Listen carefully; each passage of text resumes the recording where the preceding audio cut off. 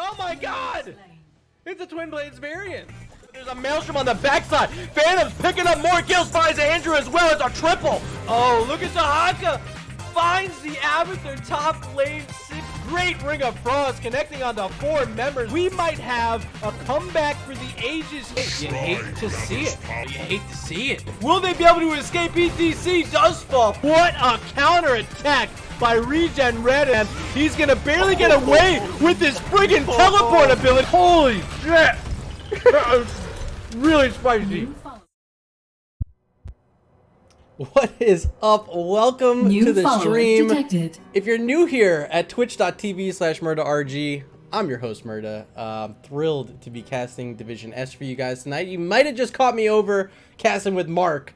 That was some fun, filling in for Slexia, who had to head out. But right now, we got a whole nother set for you. It's RewinD, and it's OSD, Order of the Sleeping Dragon, one of the returning teams from Season 1, up against the newcomers here. Out of the heroic division of NGS, it's RewinD. I'm thrilled to see how both these teams are going to do. I've been following OSD their entire career, through the old teams into the new teams. They got a new one called Chaos of the Waking Dragon. I think that's fun. Shout out to Silent Shoe if you are in the house. Congrats on having this team maintain a roster here in Season 2, and best of luck to them as they move through this season. I have all of our players here in chat. I think they're ready to go. Chaotic, our captain for RewinD, throwing out his R. I'm going to put mine in chat as well. And without too much longer, we should be heading on in, although... Ooh, Funds? This isn't the right lobby. Funds, are you out there? I know you're out there. You were hanging before. Yeah, wrong lobby. Let's launch him before he joins again. Oh, there it goes. All right. So map number 1 will be Infernal Shrines. Welcome to the show here. You'll have to excuse my green screen. It's a little off today. I can't quite get it right. Maybe I'll try to fix it a bit. But it's a new setup for me, trying out over here at my new place. So I had to reconfigure a few things. So it'll take some fine tuning, and hopefully over the course of the next couple casts we'll get it to a spot where it all looks good. Let's see if this will kind of tweak that. Here we go. Fixes it a little bit. Boom. All right. There is our first ban, of course, will be on the big boy Deathwing. OSD, they're dragons, but they don't want to draft a dragon themselves, apparently. Wouldn't be surprised if we see some Alexstrasza tonight. There's a ban on Ariel as well. She's been so great that Resurrect has been coming to fruition, finally able to resurrect herself. It really does make a difference. Zeratul taken away as well by OSD. Will this final ban be on Cho'Gall? So we've seen a lot of it here in Division S so far. Twice last night by 2 separate teams. And then in the first set this evening, it was last minute sweep pulling out the Cho'Gall for 2 wins in game 1 and game number 3 to take that 3-0 sweep in our last set over Perfect Gems. The final ban of this top half will be on Maiev. So first to pick and very quickly taking that Uther is OSD. So back on over to RewinD. Newcomers here in Division S. Opportunity to kind of cement themselves as a team to be reckoned with here in the early portion of the season up against a very strong OSD. They're going to grab a Johanna and an Ana. I call it Joanna. There's your dad joke for the night. I'm not a dad, but it's always fun throwing out the good corny jokes. Corgi Booty captain here for OSD. Second season in a row, but it's Elheim with the drafters hat on tonight, and they're making this decision on their 2-3 picks where they're going to pair in with the Uther. And they get the DJ and Treebeard playing one of his favorite heroes. It'll be Sylvanas.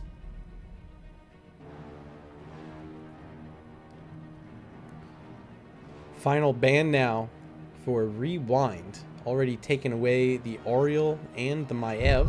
10 seconds for their final ban here. Already seeing 2 supports on the other side. Do they take out one of the tanks? Perhaps ETC, who's been pretty strong so far in this season. Instead, it will just be Sonya, who we haven't seen too much of her, but very strong here on Infernal Shrines. Able to win that pit over with ease. Whirlwind build, baby. Final ban now, OSD. Do they want to take away something that'll help counter out the push that Sylvanas wants to make, and maybe the Malthael is that pick. Pretty strong if he's able to find an isolated target with that last right, something that Lucio and Uther could struggle to heal through, although you'd like to think that Uther's armor would be enough to save from one of those. Can't always trust Uther's nearby or has a cooldown ready to go, so Malthael taken away as we look at the 3-4 picks now for RewinD. They're on the clock with 5 seconds left. Still needing some sort of damage. And there it is, Phoenix and Junkrat. Okay, I haven't seen a lot of Junkrat, but I love the hero. His traps are still good, and when he got that last update to his trap build, this boy was seen quite frequently. I don't quite know what made him drop out of the meta. Perhaps just seeing more and more Deathwing made players have less and less reason to be playing a Junkrat. But Chaotic going to play the hero here in game number 1 as we're looking at our final 2 picks now for OSD. Still yet to see from Corgi Booty, but solo lane specialist going on to the Urel. And the mage will be Gul'dan, played by Trap Queen. Final pick for my good friend and fellow podcast host, Ghost Dunk, making his debut here in the pro circuit. Going to be playing against Corgi Booty in the solo lane, as I'd expect. What will that be? Will it be a Leo? We've seen a lot of Leo. Hey, I got one. It is Leo for Ghost Dunk, and I like the matchup against the Urel, and I like it especially because you're going to have Ghost Dunk on a hero that he's very comfortable on. His entombs are usually very good, and it'll help set up a lot here for the Junkrat if he can dump off a lot of those grenades. Phoenix perhaps even, is it Planet Cracker? I wouldn't hate it with the Entomb, but most likely going to be the Purification Salvo. Really good with the Condemn from Johanna, getting that slow and the extra damage boost from it. But let me know in chat, what are you guys thinking? How are you feeling about this game number 1? Is either side a team you're here rooting for? Let me know in chat. I already see St. Basil 1 showing up, a familiar face from NGS, saying, let's go RewinD. And Corgi Booty allowing you guys to flame Enigma, who, unfortunately, not here tonight. So we'll be playing with a sub. I'm not 100% on who the sub is. Is it Trap Queen? If you guys in chat know, I'm fairly certain that's the case. Or is it Kawaii? Who's the main roster on this team? You guys know better than me. So it'll be game number 1, Infernal Shrines. I didn't see the bans. Maybe I can find those really quick and tell them to you in a second. I have no idea. But anyway, game number 1. Let's take a look at these teams. Left-hand side in the blue, newcomers. It's Chaotic, the captain, on Junkrat. Fade going to be playing the Johanna. Ryokai on the Phoenix. Who do you think playing the... Oh, boy. Who is that boy? Is that Johanna? Wait, then who's this? Okay. Ghost Dunk on Leoric, ladies and gentlemen. Oh, it's Ana. Who do you think's on Ana? That's who it is. And Ghost Dunk on Leo. Ladies and gentlemen, they are RewinD. And over on the right-hand side in red, we got the captain, Corgi Booty. Are they doing this on purpose, just stacking up so give me a hard time? I hate you guys. Corgi Booty was playing the Urel before. That's a new skin. Elheim on the Lucio. Trap Queen on the Gul'dan. And Treebeard on the Sylvanas. Did I miss anyone? Elheim on the Lucio, did I say that? Yes, we did. They are. OSD. Okay, listen, guys. It's game 1. It's game 1. It's a long season ahead of us, right? Let's make this easy on our casters. I should just pull up the old screen, but I don't want to block your view. As we're just going to check out this bottom lane. Here are your level 1 talents, and bit of a trap build started up, blow him up for Junkrat. And this is interesting from Gul'dan. It's going to be Chaotic Energy, not Echoed Corruption. Okay. So we got something to watch here, stream. Trap Queen going to maybe meme a build out here. Could be good on the Phoenix, having that extra drain damage, but going to rely on things like Uther with the Hammer of Justice to stun out the warps, because Phoenix so nimble with the warp, able to get out of almost any sort of slow dealing damage, which Gul'dan pretty much specializes in slow damage. Having that stun to prevent the warp will be a very key thing to be watching here in game number 1. John Knight saying they're all subs. Sometimes you can't disagree with the truth, right? Helheim low, kicking off the wall, maybe the wrong direction. As you see the warp coming out to use there from Ryokai, he's going to live, and first blood falls off onto the Lucio. We are getting a raid in from Gravesville. Extraordinary cast last night from my main man Graves, and appreciate the host there. If you guys are tuning in now, this is Division S North America, week number 1.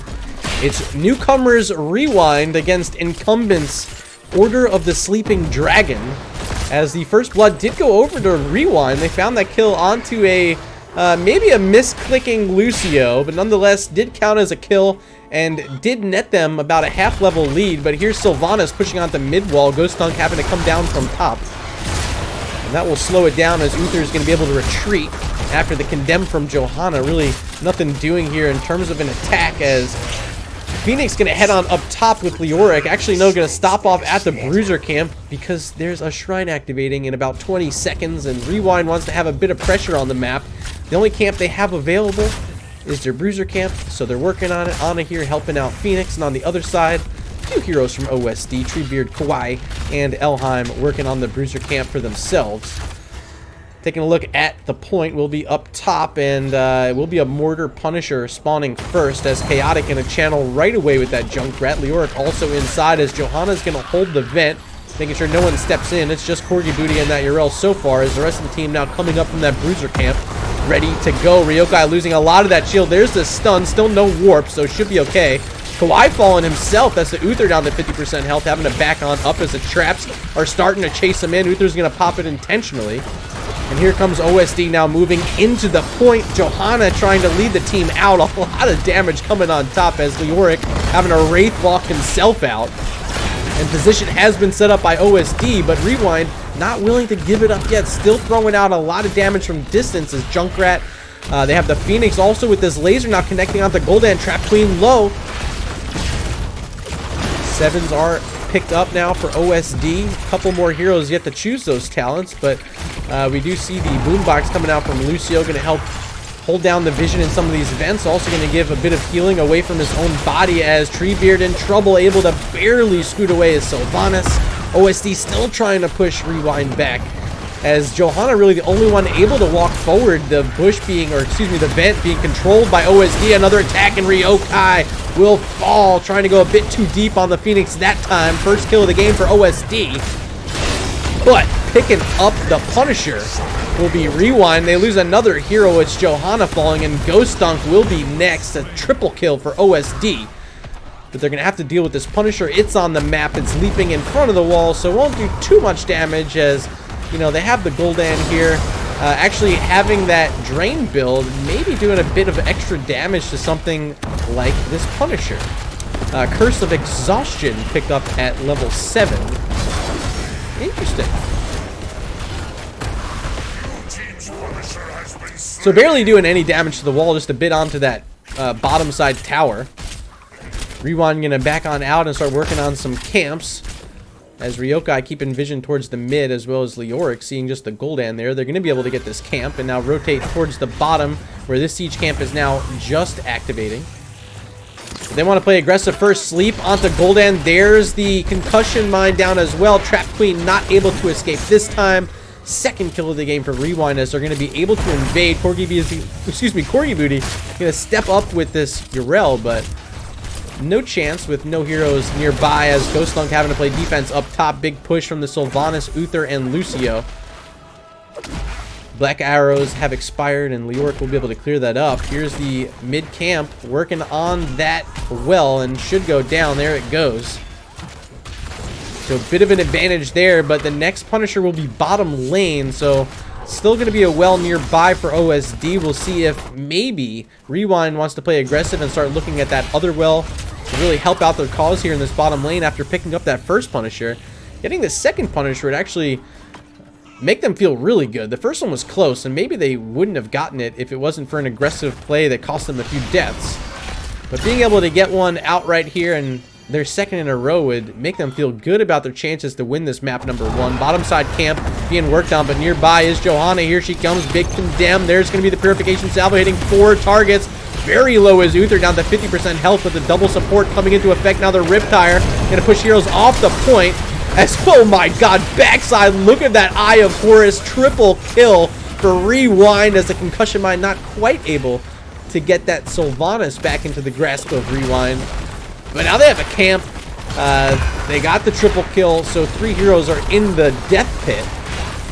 This bottom side well likely will fall, as you see the walls already down. Sleep Dart onto Sylvanas, now boot back. Treebeard with that haunting wave, able to get out, but has some poison on, and will finally fall.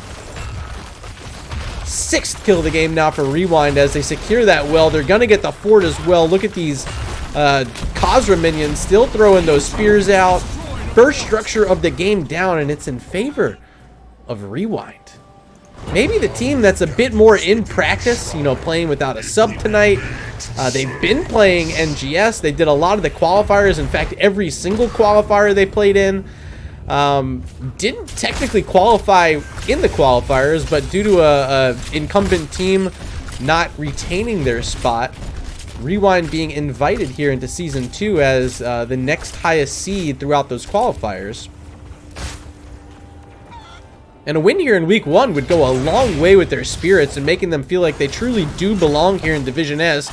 I mean, I already believe that personally, but for these guys themselves playing, if there's any doubt in their mind, a win tonight would erase all that as Johanna stepping up. Look at that big entomb from Ghost Dunk, but the barrier is so good from Lucio. Another Eye of Horus backside. Who do you think trying to keep a few heroes up as it's Ryokai very low back towards the wall on that Phoenix. Will survive as well as Johanna with just 50 health also surviving. No deaths there as 17 skeletal defenders were already picked up by RewinD. They're going to use these well taps that they have. They're going to try to re-engage it. Remember, OSD, they don't have wells nearby, so this is the advantage that they played, getting down those wells earlier in this fight. Kawaii Rise so low, but the Purification Salvo interrupted and not able to finish it off. So Ryokai going to have to wait another second till it's back off cooldown, see if he rips it again. There's the slow being provided by the beams. But still no salvo. Is he even going to use it? I don't know if it's worth it at this point. He's trying to step up. Here it is. Salvo on 5 targets. Will he get a kill? Yes. Uther's down. Another Entomb was played as well, but Ardent Defender keeping Corgi Booty alive as the Punisher has been summoned. It was a 2-for-1 exchange there in favor of RewinD, but they're being chased away by Lucio and the Punisher punching away at their bottom fort gate. New follower detected. And we do have a new follow coming in from Chicken. Welcome to the stream. Thanks for hanging out with us tonight. Red team has and yeah, really the talk of the town right now is his Gul'dan build. Now Harvest Life picked up at 13. They already have a double support, so I mean the extra health from the Drain Life build, it just seems weird. But maybe it's an unkillable Gul'dan build. It's one or the two. I'm sure just having the armor from Uther while you're channeling just basically means you can't die. Unless you get CC'd, of course. If you get stunned, then your Drain Life cancels. Here they come, Black Arrows once again onto this fort. Sylvanas trying to press in, but not able to get close enough to keep it disabled too long as the Less Shield coming to the backside dares the barrier once again from Elheim, making sure no one's going to fall during that attack. So a 60-second cooldown used from Sylvanas, but they get out that bigger cooldown from Lucio, so maybe advantage played there by RewinD. We'll see if they can take use of that advantage later on as that Blessed Shield comes back. But bottom lane will be Phoenix clearing it up, trying to push his back out. Leo, the one split, trying to maintain the double soak here for RewinD, who has a half-level lead. They're closer to 16 right now. But recently, things have not been going their way. Losing that last objective, losing a couple of heroes of the fight as well.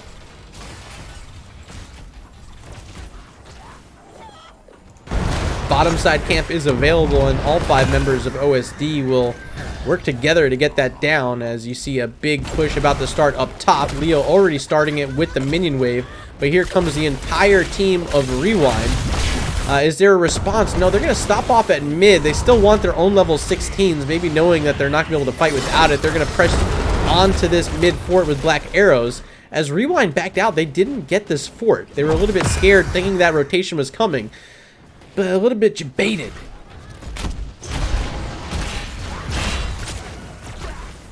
They end up saving the fort as they're going to be in a holding pattern for a bit. OSD not looking to fight. They are very close to the level 16 talents, where Gul'dan will probably take another Drain Life talent that I don't know or have never heard of before. We're about to find out any second now. I'm excited. Red team has destroyed We get to learn a new talent today. What's it gonna be? We're waiting right here, Gul'dan. We're waiting. Bruiser cams on both sides, or they're holding it here. Okay.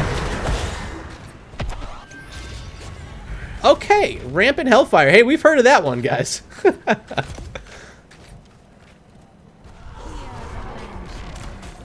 Corgi Booty gonna check out this Bruiser camp, but quickly stepping on the point is Ana.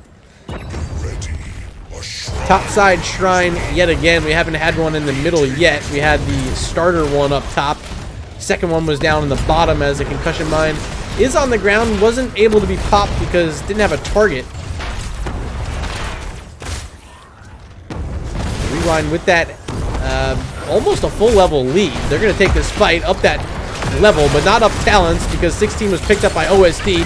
Iron Skin has to be popped by Johanna early in this fight as she's trying to condemn right into that Riptire, and they do get the kill. Sylvanas is down, as well as Uther. Those are big pickups as, Leoric chasing away the remainder of OSD. There's Rewind stepping into the pit where they won one of these Punishers earlier was his top lane. They're about to do it again as there's no chance OSD is going to want to walk in here. Just going to send Yrel towards mid. Lucio, Gul'dan as well. But they can't really do anything here. I doubt they're going to want to push all the way up to the keep, so they're just going to look at the siege camps. Not a bad idea. Just about the best consolation prize you can find here on Infernal Shrines. Yrel's even going to get the other side as we check back in up top now at 38 stacks. Junkrat trying to slowly finish this off. And there they go. Top lane being prepped by the rest of Rewind, trying to finish off this fort, and they will. So Punisher getting prepared to be leaping over a keep wall. Leoric's at mid. They're still trying to double soak here, needing those 20s. Maybe wanting to wait for 20s until they go for the core. Actually, Leoric now making the rotation up, going to join the team as the Punisher leaping over the wall. There's a cleanse onto Sylvanas. Treebeard having to be careful as she's fallen pretty low. But plenty of healing coming out from that Amp It Up from Lucio.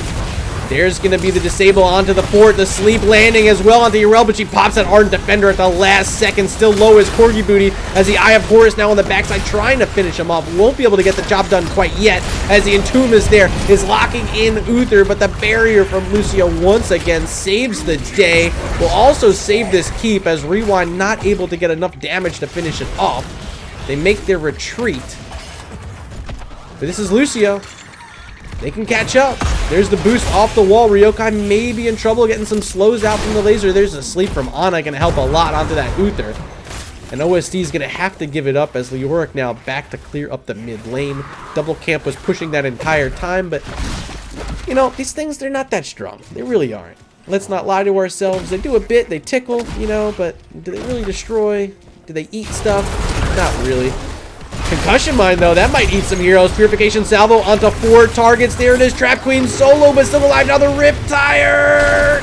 Gonna get the kill onto Gul'dan and Tomb as well.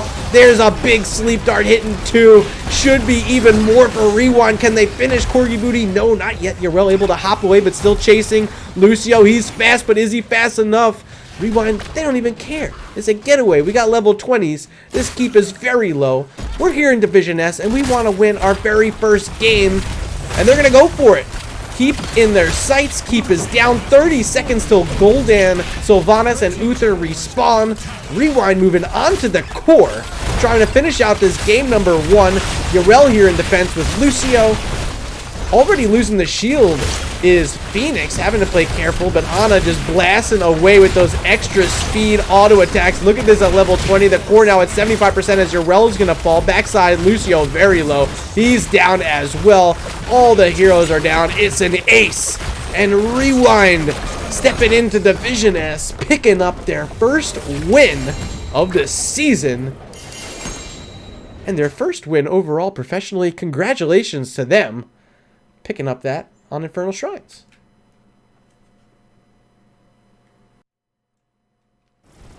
So let's take a look at this match summary brought to you by our good friends at Heroes Lounge and Nexus Gaming Series.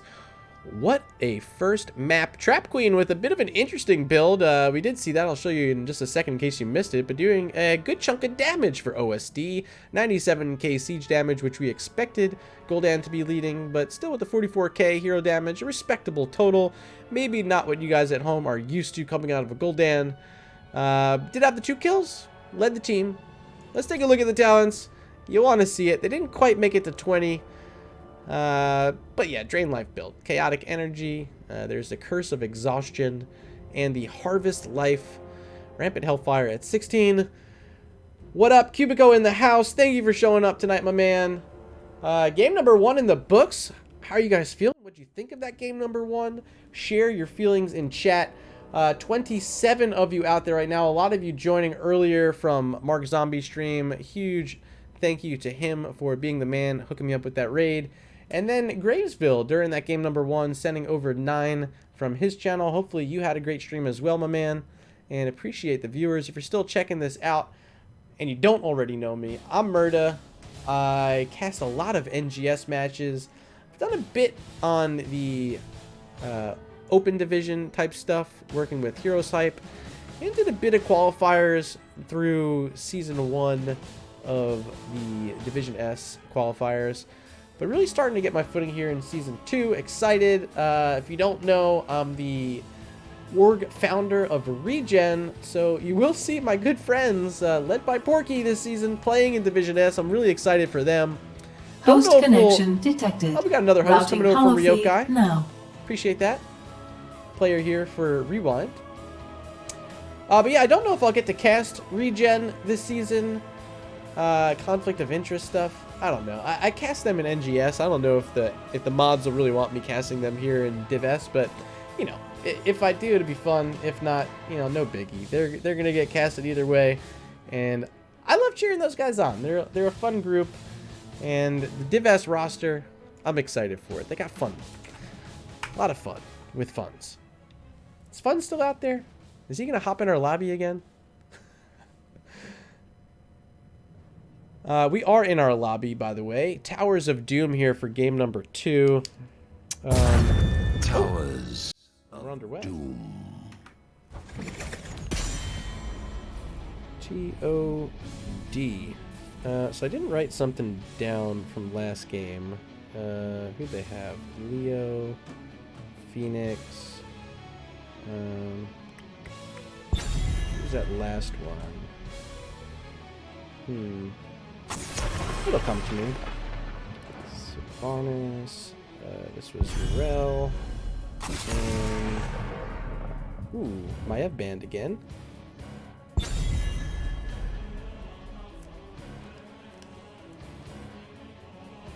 And Deathwing banned again. Sorry, I missed that. I was trying to catch up from last game. Will they continue banning Zeratul? That was what they banned out in game number 1. Towers of Doom? It's kind of a Zeratul-y map.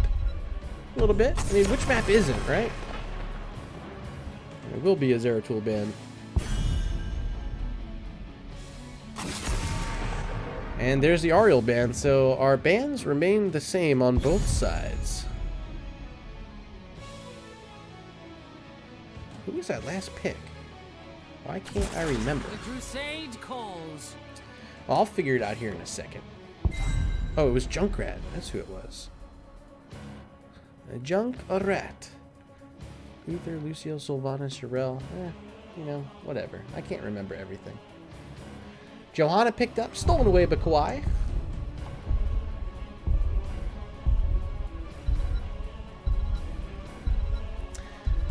Kind of expect...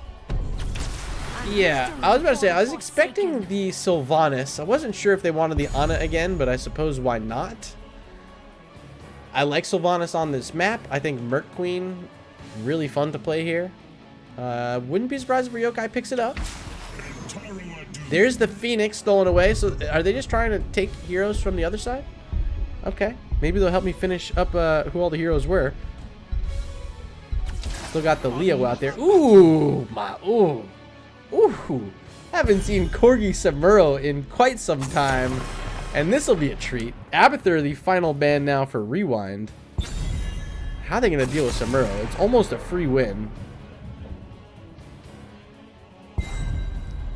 And Illidan, the final ban.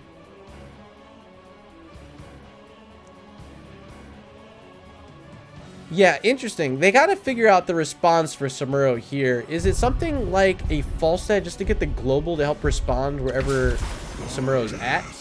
Malthael's a good start. So they'll have on a Pale Horse to be able to rotate quickly. Ghost Dunk potentially able to double soak.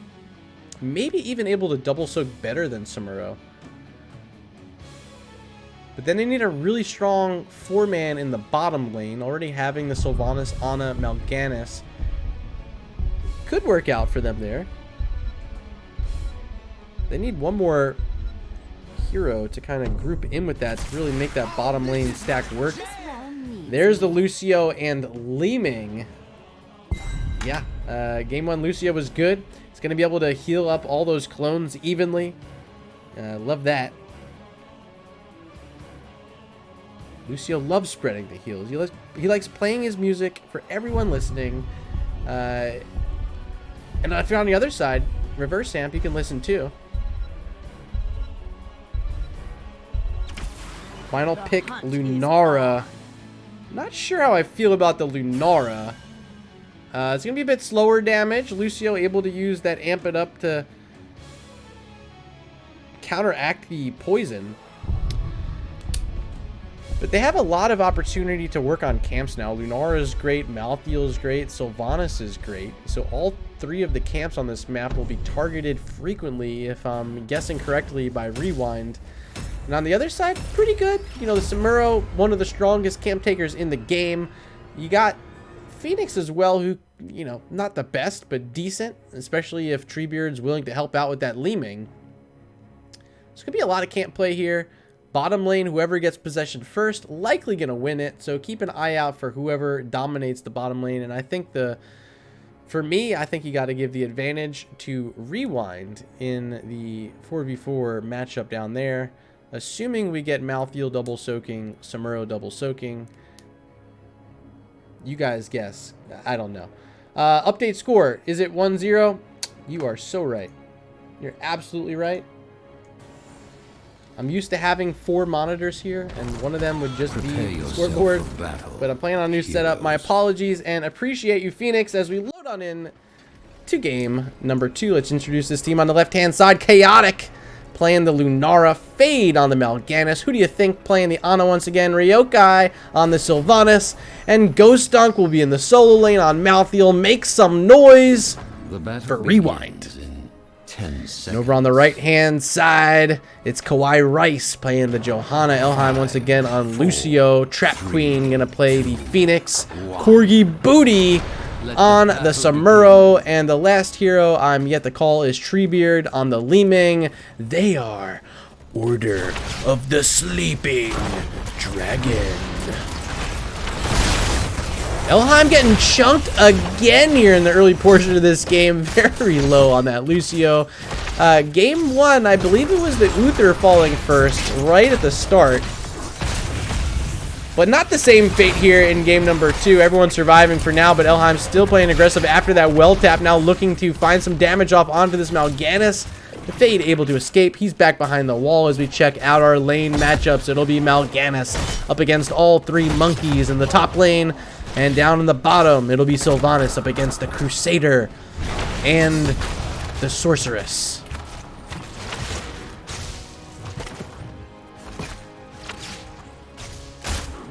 Camps have spawned, and just as expected, RewinD right on top immediately with this Sylvanas. Up top will be the first blood of the game. I barely missed it. But it will be Ghost Dunk falling first on that Malthael. Good job by Corgi Booty, and it's going to be Chaotic, the captain, having to make the rotation up to keep the XP globes a-coming. Here's the first camp of the game. Will be picked up by Ryokai. Other side, OSD still working on theirs. A little bit slower to get started, but they'll get it nonetheless. No contest coming out from RewinD.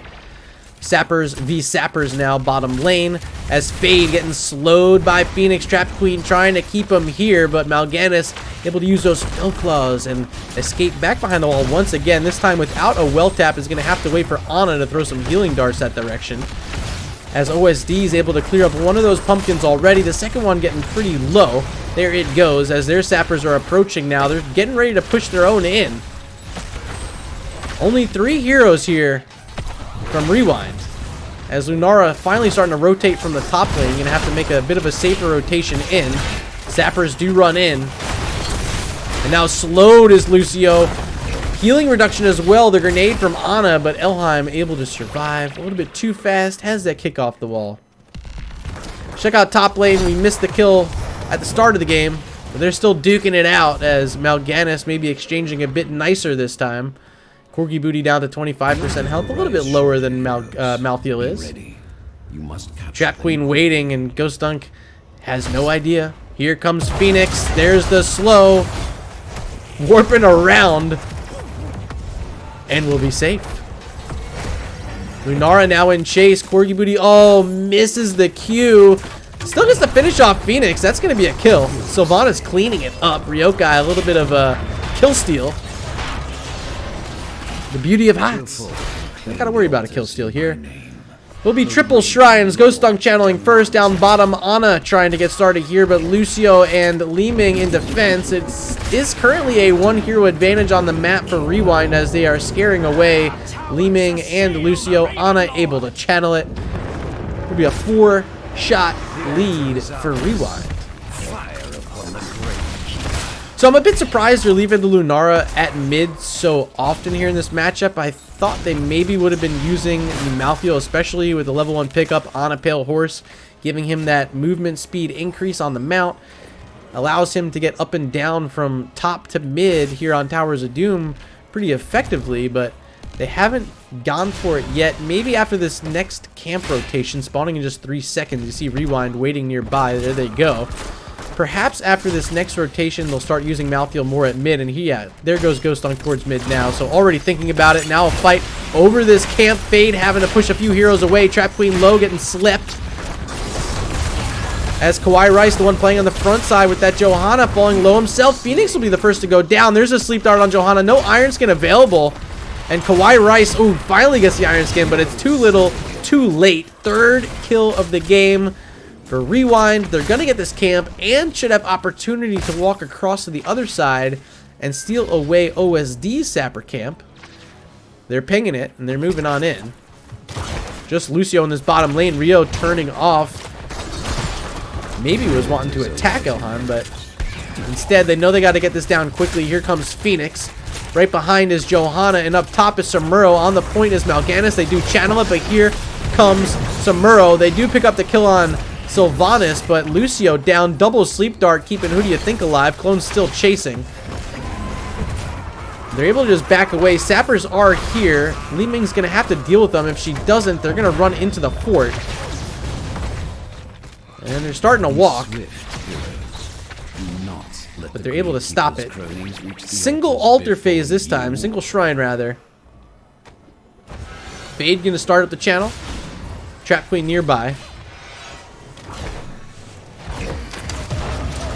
And here comes Samuro, dropping some clones in. They'll do some free damage, just poking away. As Trap Queen also trying to find some of these lasers, slowing down Fade. As Fade's the one trying to move in. A lot of Fell Claws on the backside, as a lot of damage coming out from Ryokai. They get the kill on Lucio yet again, and now still chasing in. They get the double kill on Li Ming. No resets for the mage, but it is the 2 kills for what seems like resets on Sylvanas. They do lose their Mal'Ganis, but they finally end up taking their 3rd shrine of the game. That'll give them now an 8-shot lead on the core. And another good start here for RewinD, who won that game number 1 in impressive fashion. Now Kawhi low again. There's a sleep dart to Sylvanas. Oh, a wailing arrow perfectly played by Ryokai, able to get yet another kill. 7 now in the game for RewinD. Their level 10s are picked up. Here they are on your screen right now. Last Rites is picked up. That'll be Carrion Swarm for Mal'Ganis. You already saw the Wailing Arrow as Trap Queen, oh, getting stunned once again. The claws are there by Fade.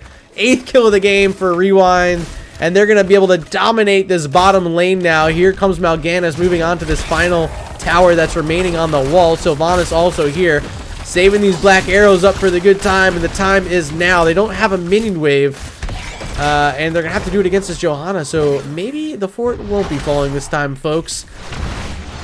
Hate to be the bearer of bad news if you're a RewinD fan, but they're still looking for more. There's a sleep led off onto the Johanna, but she has iron skin. Now the claws again, and Lucio, oh, you can't get out of the leaping strikes from Lunara.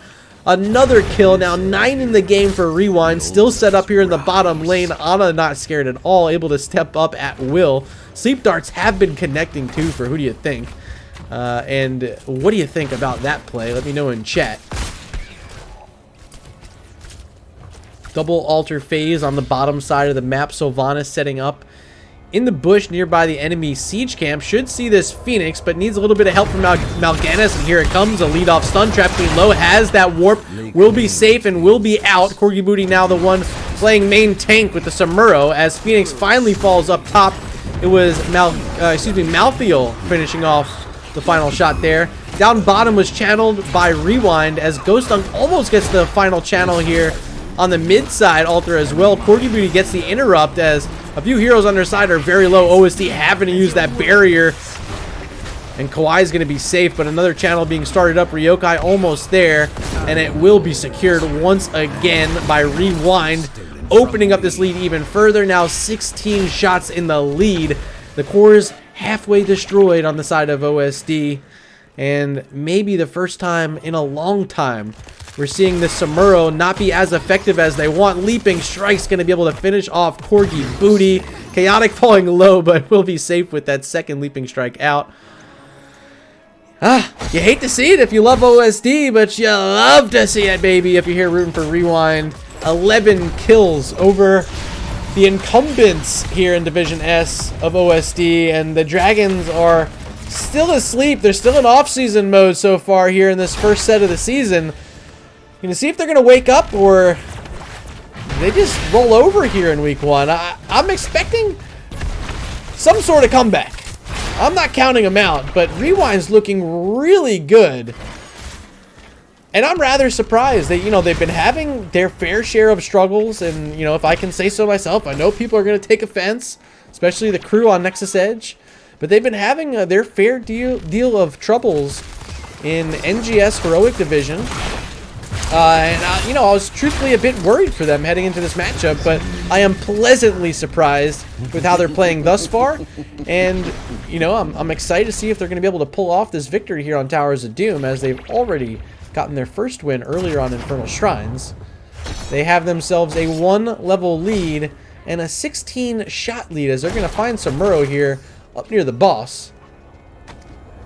But Corgi will be safe, as this is likely going to be a gentleman's agreement exchange of altars. Ghost Dunk just now channeling on the side of RewinD, as Lucio solo might have to use that barrier already, as the rest of his team solo. There's the barrier. It's late. Both sides do trade out those altars. Once again, Lucio low. There's a good blessed shield helping pick up the kill on Sylvanas. Carrion Swarm, though, might get some more. And it will. Johanna's down. Treebeard's still low. There's Last Rites. Will secure a 3rd kill of the fight for RewinD. Corgi low. Does he have clones? No. Samuro's down as well. Elheim, the only one still standing. It's just a little Lucio. He can't do much here, can he? Won't be a boss. Could have been a boss there. Instead, they just want to get this bottom lane maybe more important. And I did tell you guys during our draft, whoever gets this bottom lane first, likely going to be our winners. And the win percentage is skyrocketing right now for RewinD, as they've already secured this, 16-shot lead. They're going to be able to move into this bottom fort, keep now as well, which will give them extra shots later on, and a triple altar phase spawning next. Big yikes for OSD as they make their defense. Here's Kawhi on the front with the lead-off Condemn. Blessed Shield is available, but no sound barrier, so Lucio not going to be able to save the day this time, as Trap Queen so low, has the poison out. Is that enough to finish him off? Looks like Phoenix will fall. No, barely gets a shield, but it's Johanna going down first. Corgi Booty the one doing the damage and finishes off Ana. But now the poison on Samuro, he's having to hop back and forth and walks right into Mal'Ganis. Fade waiting with the Fell Claws, picking up the second kill of the fight there for RewinD, as they do secure this bottom keep, now in sure control of the entire map. Triple altar phase active in just 13 seconds. Sylvanas going to stay nearby bottom, likely just going to channel that for free. Up top, Phoenix going to get what they can for OSD. And top left, Ghost Dunk wide open for RewinD. What? I mean, I knew I could do that. I've opened my tunnel. Interrupt's going to get here from Lucio. Ghost Dunk may be in trouble. Having his backing up. Good orb from Treebeard. As now Lucio being slept. All these sleeps coming out from Mal'Ganis and Ana. The altars and put an end to the Gravekeeper. But his Fade very low. Has to pop that Carrion Swarm early in the fight, and the rest of his team still not really set up in a position that they like. There are sappers about to cross down bottom. No defense, so those will be crossing. But they also lose their Malthael. Barrier is going to be played to counteract that last rites, as a Purification Salvo will hit 3 near the mid fort. No one else falling yet, as Johanna gets a channel. The first really aggression we've seen out of OSD all game. Able to take 2 of those 3 altars. And now they're lining up to get this boss, starting their comeback. And this is exactly the type of things they need to be doing. But there's more to be done.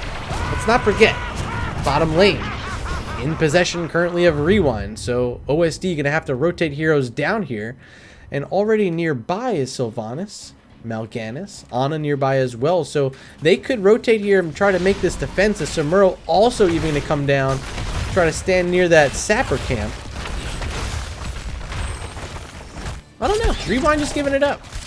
It's the safer play. They do have a lead, and you know, as long as you're getting macro pressure out, these sappers will over time help you win this game. As Keep will reconvert back over to OSD. We're now even on each side, 3 apiece in structure count. Fade making the engage again, as Lucio was too far up front, taking a big blast of damage from Malthael as well, but Fade falling a bit low, only having that single support on the backside. Has to be a bit more careful than they had to be earlier in this game, when you know, you just don't have to deal with all that sort of damage. And Fade's just wanting to get back. They're waiting. It's going to be a single altar. This one really not of too much importance to RewinD. I don't expect them to just die for this one, but I do expect some sort of contest, although they'll have to do it without their level 20s. Malthael's still playing Split Soak. There's Ghost Dunk, as Corgi Booty also split out towards mid. We have the fight breaking out down bottom, or do we? Might just be a free channel. And it is. This is a safer, it's a smarter play. They're actually, ooh, Eye of Horus will help stall it out just a bit. A couple channelers now. As Ana gets all of them. Does this just keep resetting? How many shots are in there?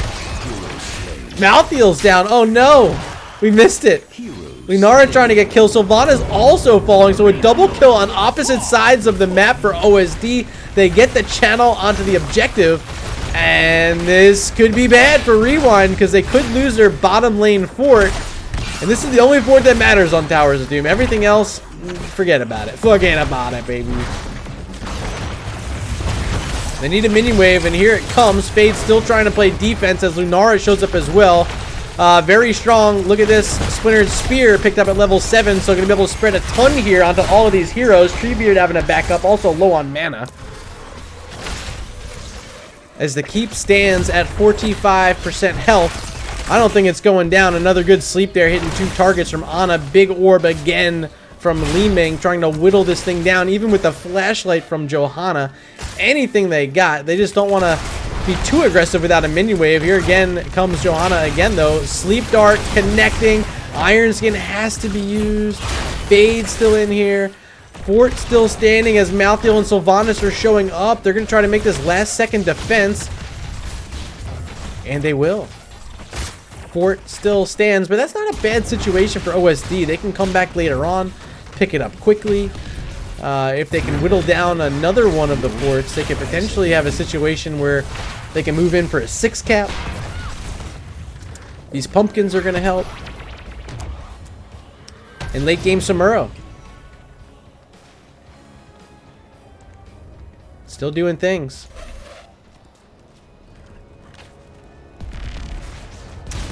We got 8 heroes here in the bottom lane, just Malthael and Samuro not here yet, but Ghost Dunk now showing up to help support RewinD. Sapper's going both directions, but Fade the one trying to clear him up a bit faster for RewinD, leading off with the sleep now, not hitting anyone because of that iron skin from Johanna. Corgi Booty able to get enough spacing to channel that one off, now 14 to 8, and the comeback continuing, but here comes RewinD trying to get a kill. It's the, oh my god. Indestructible from Johanna, saving from that last rights. They end up killing the Malthael, who's going to return from death, but Johanna's down, Lucio's down, and Phoenix down as well. Treebeard could be next as the claws connect. Li Ming does fall, just Samuro here, and I don't think he has a way to get out, does he? He throws the clones, gonna get stunned, and it's an ace. It's a mega kill for RewinD. Opportunity to 6-cap. Let's check our boss timer, 22 seconds. That'll be available before any other heroes respawn. Does RewinD see the boss? I think they do. Are they going? Has destroyed a They got plenty of time. It's 4 free shots. But they want mid first. So they haven't checked the boss timer.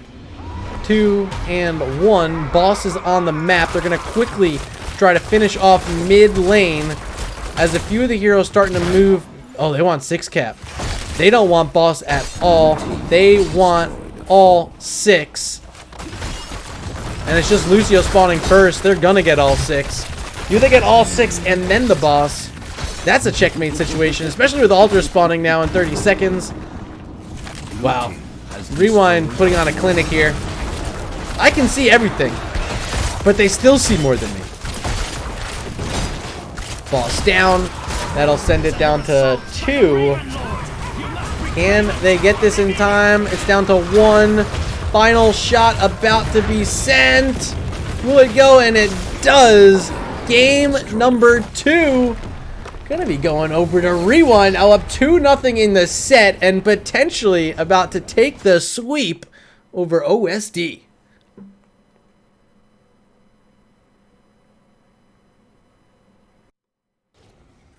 Wow.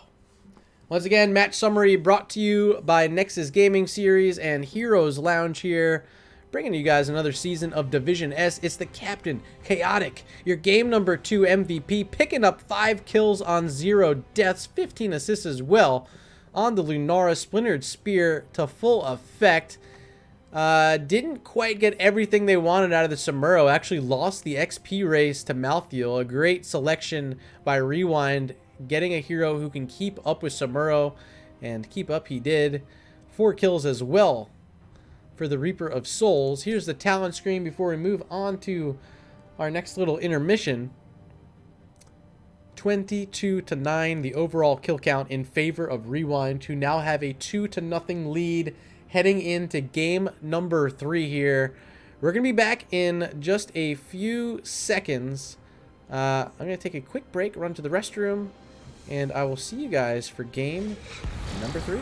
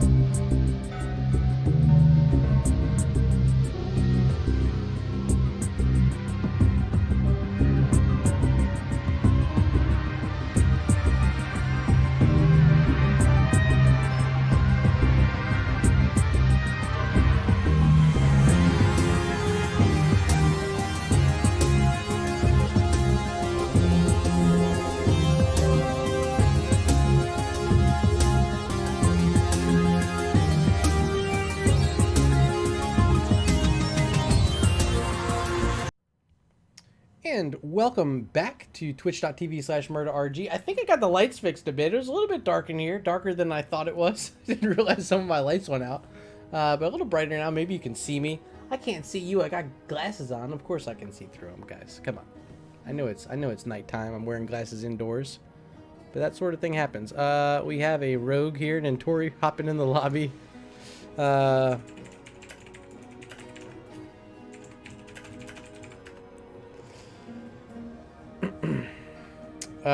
Okay. Well, he's been removed from the lobby. Sorry, Nentori. Apologies, my man. I am ready. Our captains are ready. Looks like we are starting game number 3. We are headed into Alterac Pass. Or if you hate this map, you can call it Alterac Ass. Bans have been similar in games 1 and 2. It was Ariel Maev from RewinD and OSD banning away Deathwing and Zeratul. Does OSD switch it up?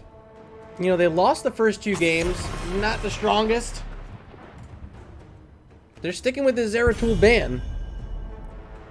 Do they leave the Deathwing through this time? Very strong here on Alterac because Deathwing's able to use that long Q channel fire breath onto the point and delay it out for a very long time. But do they know that? I saw it played last night and it was bugging me. I wasn't even playing. Ariel taken away, as has been the case. Will this also be the Deathwing? It's what we're expecting. Or will they switch it up here? 3 seconds, they will. This time it's Ana banned out. And there's the Deathwing. So still yet to see a Deathwing tonight in this matchup, as first pick Sylvanas has been a priority for both of these teams. Game 1 played by OSD, and game 2 RewinD picking it up, stealing it away, and able to pick up that victory with Ryokai, who is the drafter here for RewinD. 10 seconds for their first 2 picks. Johanna maybe? No, they want the ETC this time, and Chaotic back on the Junkrat, who can do that very similar stall technique that I was mentioning about the Deathwing. Junkrat able to do that maybe even better. The only other hero left that maybe has a chance is something like a Chromie. Is there anything else out there? Let me know in chat. What's OSD thinking this time? When they played the Sylvanas, they had Yarel, Gul'dan, Lucio, Uther. There's the Samuro again, and they take the Lunara away, who gave them trouble in game 2. But you can see how OSD, considering enemy hero picks in each of these consecutive drafts, game 2, the altered strategy didn't quite work. You know, they stole away a couple of heroes. They got that Johanna and the Phoenix away, but it didn't net them a win. This time, now taking back the Sylvanas and stealing away the Lunara. I think RewinD's a little bit deeper than OSD's expecting, as they ban away that Johanna, a very strong tank pickup, limiting the options here for OSD. I'm not expecting them to ban out a tank. Perhaps a support ban here. Maybe the Uther. 5 seconds left for that decision. And it's just going to be the Lucio. Lucio really good against Lunara. Uther not so good against Lunara. So a smart ban there, taking away the DJ. It might have to be double support here. It might have to be.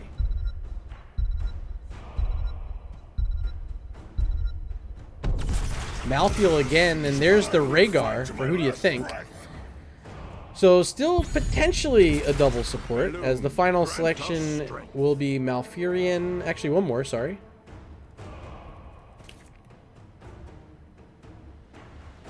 A quick Malfurion. They don't have this other pick figured out yet.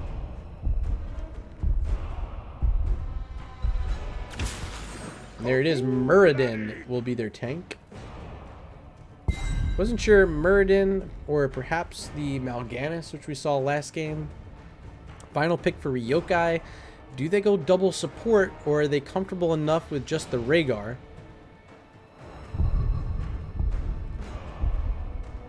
something like a Thrall maybe. Help get on some of these squishy targets backside. Kira will do the job as well. First Kira, I believe we're seeing in Division S. Welcome to the big stage.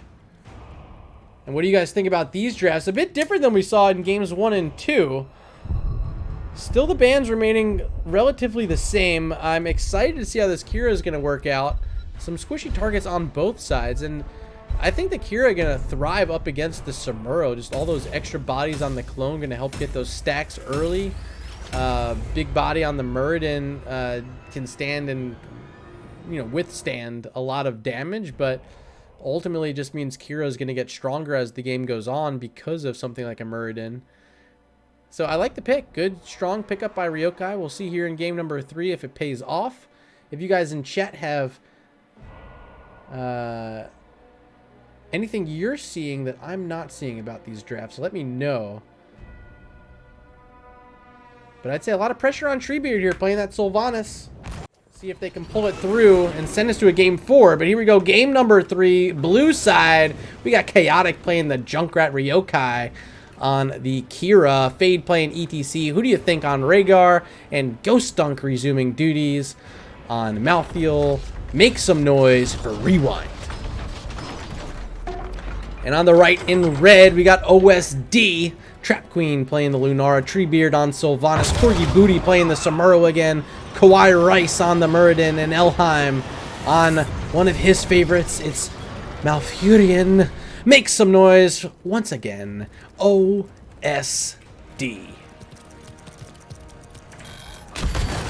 Level 1's up on the screen, and this time it'll be Way of the Blade. I will show you the way, my queen. Already 7 stacks, and you can see Fatal Wound's going to stack up very quickly against all these clones, and surprisingly so, Corgi willing to throw a few of them out into the lane here to almost aid Ryokai in getting those stacks up early, now sitting at 25 already. And we're just 40 seconds in on Alterac Pass as we're splitting off to lanes. It'll be Ghost Dunk playing the Malthael up against Treebeard on the Sylvanas. Also rotating down is Lunara and Muradin. 3 heroes in the bottom lane for OSD. As Rhaegar may be finding a few heroes he wasn't trying to find. Will avoid the roots and the Stormbolt. Top lane matchup currently ETC versus Samuro. Will this be a stage dive ETC? We did see that earlier. In our first matchup of the night, Perfect Gems versus Last Minute Sweep. And Corgi Booty already harassing the cow. Bottom lane, Lunara as well, having a good matchup here against a pretty squishy melee target of Malthael, able to just throw out these Qs and keep Ghost Dunk back. See if he's able to stay in range of these XP globes, or if Trap Queen's going to be able to just be the bully that Lunara can be in the right situation. Shout out to Enigmatic, not here tonight, but still getting to see some Lunara for OSD. Mid lane under pressure as looks like Muradin had to back on out. This Bruiser camp was pushing in. Or I guess it's a siege camp here. Here comes Muradin. Another missed Stormbolt. Roots will miss as well. And maybe a few kills have barely been avoided by RewinD early in this one, as I'd imagine Kawhi Rice is going to start landing those Stormbolts as the game goes on. They can't be this lucky for the entirety of Alterac Pass. There's a great boop over the wall. Treebeard is deep, and the stun coming through from Kira. First blood of the game. RewinD once again on the board, as up top, still Samuro versus ETC. Fade doing all right. Not going into... Okay, yeah, it's block party. All right, well, what are you gonna do?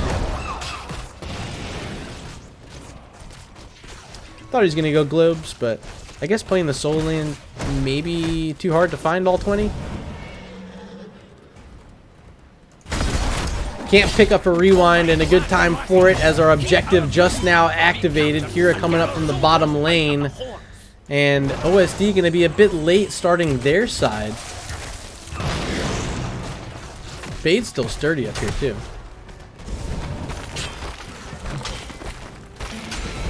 Here comes RewinD moving on to their enemy's prison camp, and it will be channeled by Rhaegar. So already started up. 30 seconds all they need here for the first one. Samuro, the one making the first offense. But Corgi Booty losing his clones early. Now going to have to deal with Kira spearing in and getting that stun.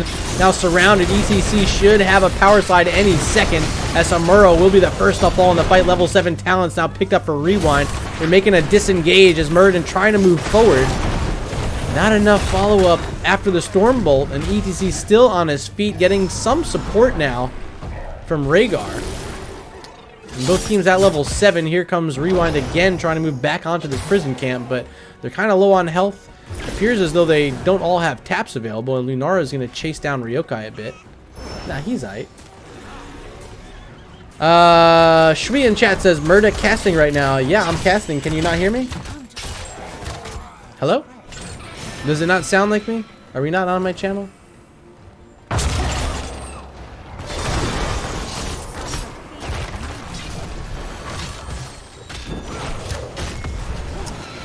don't know what teams are waiting for.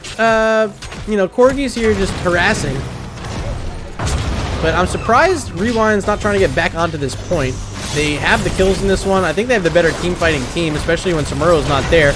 Len's having to come out onto Kira. Gonna find the Muradin though. Great job using the whirling spin. What's that thing called? Revolving sweep. Yeah, it was really good because Muradin was getting booped around and the revolve like still stuck with him, and she was able to get the finishing touch. Samuro trying to get these prison guards down, but not quite able to. Why am I following Rio? Here we go. Wait, did I fix it? I don't know if I fixed it. I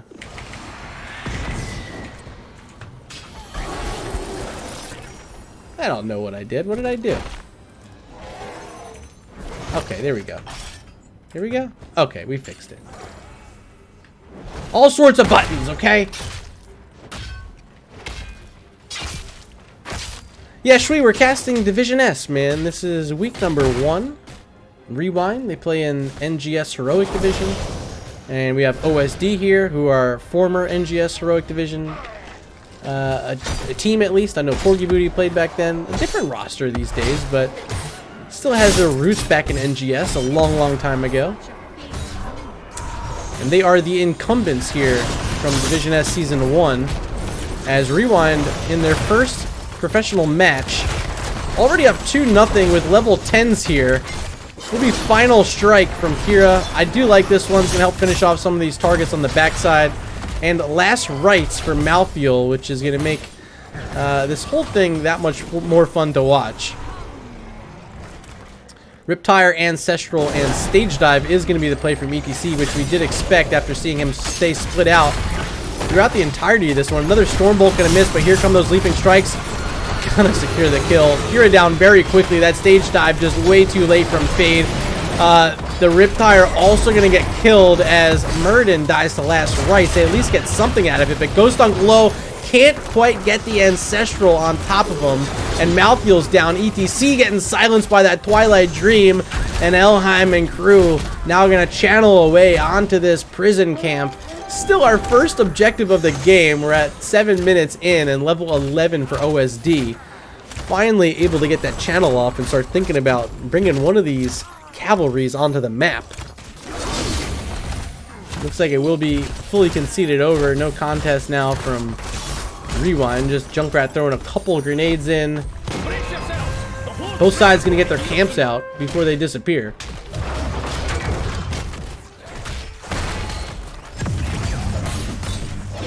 Who's faster? It looks like OSD's faster, no? No, maybe not. Pretty close. Gonna be RewinD winning that little race. Alright, so mid lane, this will be the cavalry for OSD.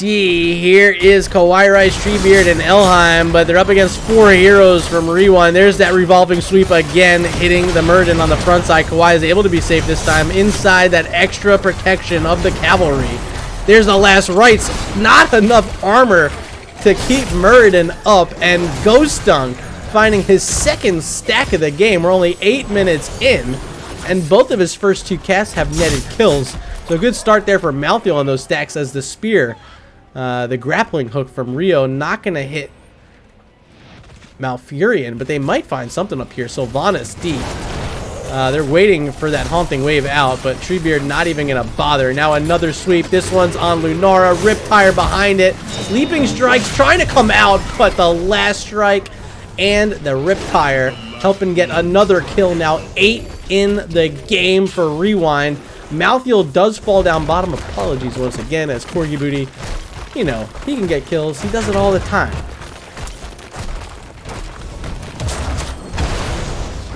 I thought maybe they had room to go for the boss, but after that death, they're thinking other thoughts.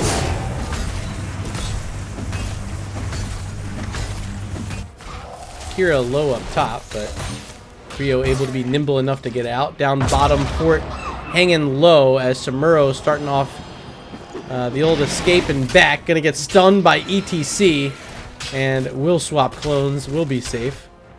Top side, there's Sylvanas helping finish off that top fort. First structure of the game is down, and it's in favor of OSD, who's going to have the split push pressure of Samuro getting better throughout this one. And still up against the ETC.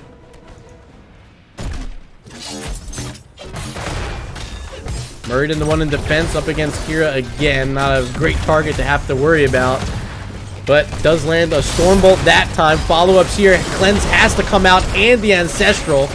Needed it too, because the leaping strikes are coming out from Trap Queen. Here's a stage dive. Doesn't hit anyone, but backside last rights once again, finishing off a Muradin. Ghost Dunk with his 3rd stack of the game already.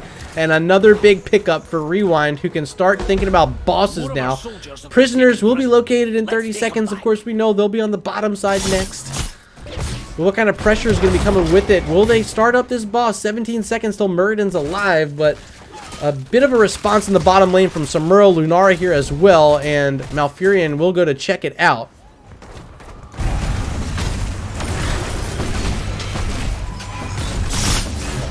And mid has to be cleared up. A lot of XP there. Now almost level 16 for RewinD. It's getting very close.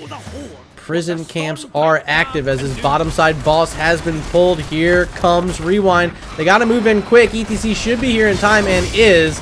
And this thing very low. Muradin still not here. Concussion Mine on the point from Junkrat, so they're going to be able to boop anyone away who tries to walk on. There's the boop, but ETC falls. Boss is picked up by RewinD, but they lose ETC, and they still haven't picked up anything on the other side yet. Corgi Booty low, rooted. Samuro still up and will survive. Gets in the clones. It's a triple kill for OSD. They do lose the boss, but getting 3 kills means they probably get this objective, which is worth a lot more in my books than one big abominable golem. Our camp is under siege. I mean, that thing's doing damage, Keep that cage locked. but Samuro's gonna go clear that up, right? There he goes. Taking the fight without 16, it was a rough spot. Quick and maybe oh wow, I missed that one. Oh no, Kira's just dead right here.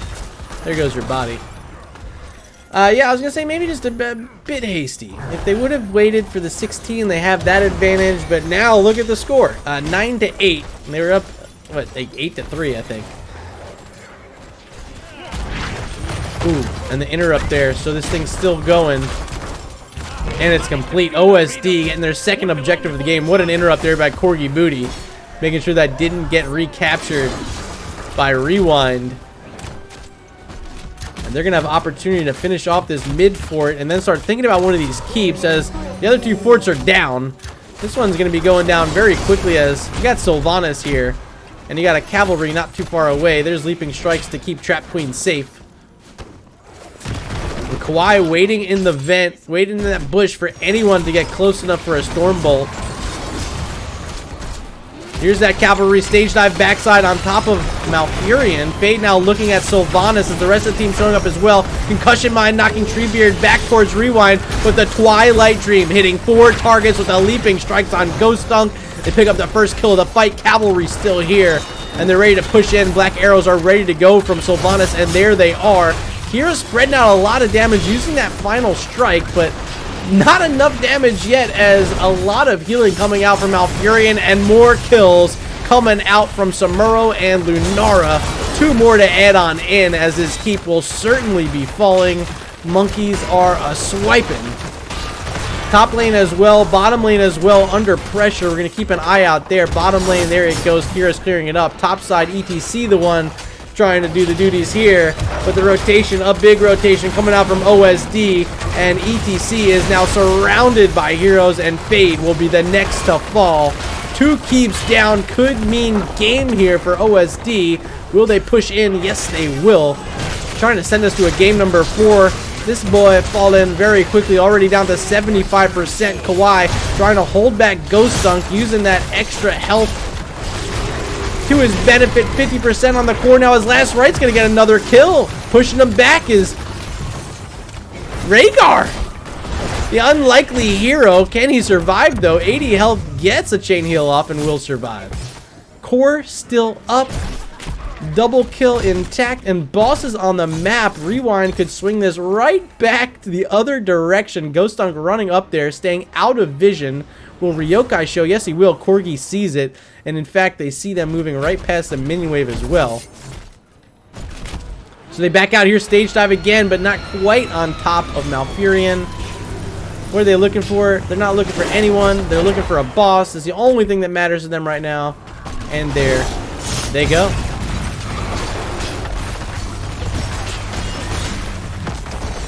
Quickly started. Sylvanas going to have the response camp, a siege camp available. And Samuro going to play bully with the clones, but they're not going to do enough. This will be the first boss of the game picked up by RewinD.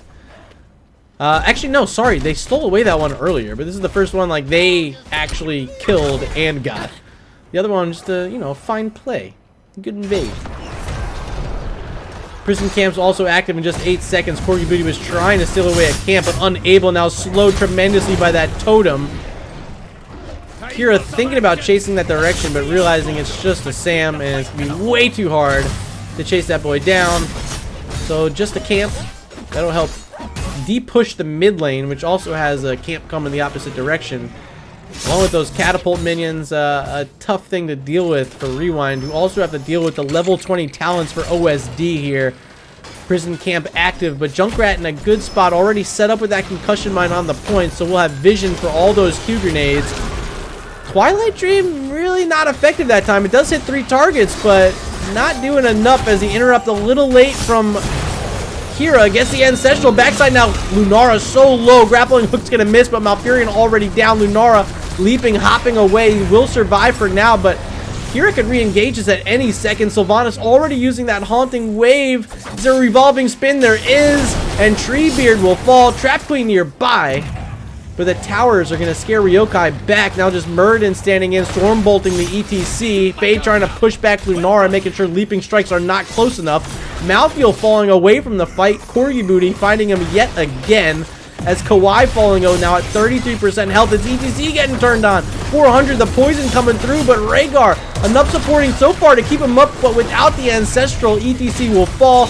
Rio very low, getting some supporting from his own Healmonger talent picked up at level 4. Muradin's gonna fall. Riptire's still out there. And Corgi Booty backside trying to finish off Chaotic, and does! Oh no, he was in the Riptire. And Corgi with an aggressive clone. Leaving the clone. What do you call it? Clone dispersal. He didn't go the right direction. That'll be right into the laps of RewinD, who still have Trap Queen hopping around. Kira's gonna die. Oh no. Oh no. Still chase. Oh no. Not like this. Core under pressure as well, as minions from mid and top have made their way to the base of RewinD. Another cavalry gonna be spawning in just a few seconds as well. I don't see a way that RewinD gets back now. I think that's it. John Knight saying this is now a game, but I'm saying this is now not a game, my dude. I think it's over from here. 2 and 1. There's the cavalry. MVP play from Trap Queen. If you guys didn't already clip that, I hope someone goes back and does him the favor, because that was quite the save. Really should have been RewinD winning that, but Lunara just too good. Rhaegar not having enough mana in the tank and without the cooldown on Ancestral, really nothing he could do. So likely going to be the final push here for OSD unless some sort of heroics happen right here, right now. But Malthael's still dead, and ETC without a mosh pit in this, going with the stage dive. Really not able to take an engagement if they want on the front side of any of these fights. So now Cavalry approaching the core, and OSD trying to close out game number 3. Will they be able to do it? Leaping strikes onto Rhaegar, but who do you think still alive? Uses that self-ancestral. Likely going to be too late as the core already down to 50% health, and Samuro starting to smash it through. 20% now, 10%, and G to the G. Game number 3 handed over to OSD.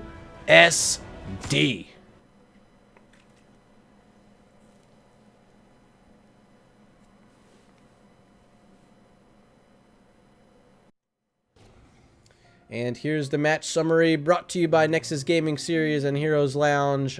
Trap Queen again leading his team in the hero damage. 79k on the Lunara. Splintered Spear to full effect there.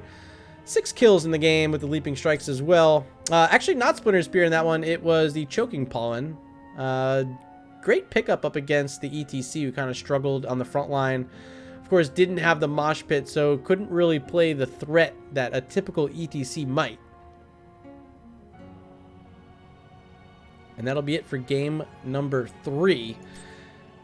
As we're going to move on to our next break, I do want to say during that one, a couple follows coming through from Dow02135 and Quantum Hots. Welcome to the channel. Thanks for stopping in, and hope you're enjoying this Division S matchup. A few of you here rooting on a few teams. A few of you maybe not rooting on a few teams. Shwee's in the house, though. I love Shwee. Member of the Regen fam for a long time. One of our veterans. And dropping those Let's Go emotes. I love that. If you're looking for some cool emotes, you want to cheer on a squad like Regen, you know, pick up my emotes because they're cool. They got the Let's Go, they got the Regen, they got the Globe. And if you're a big baller, you get the Murda. Here, I'll throw it in chat for you guys. Murdar G. Boom. And it's, yeah, it's a little Murda face. I'm in the game 3 lobby. Let's switch us back over here. Boom. 2-1. OSD finally getting a map win here in the set. RewinD looking all right in that one, but weren't able to really get their footing. I think they're going to start considering the Samuro ban, as over time, you know, Samuro, as the game goes on, just gets a bit stronger because of all that additional macro pressure he's able to provide. So will there be a Samuro ban? Perhaps. Or maybe just some heroes that they're wanting to pull out up against it.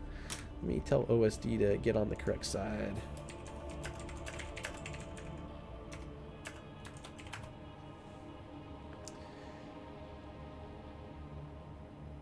Boom. Appreciate it. And showing up now, we got RewinD in the house. And all 10 players are here. Map number 4. We're going to be going on into Dragon Shire.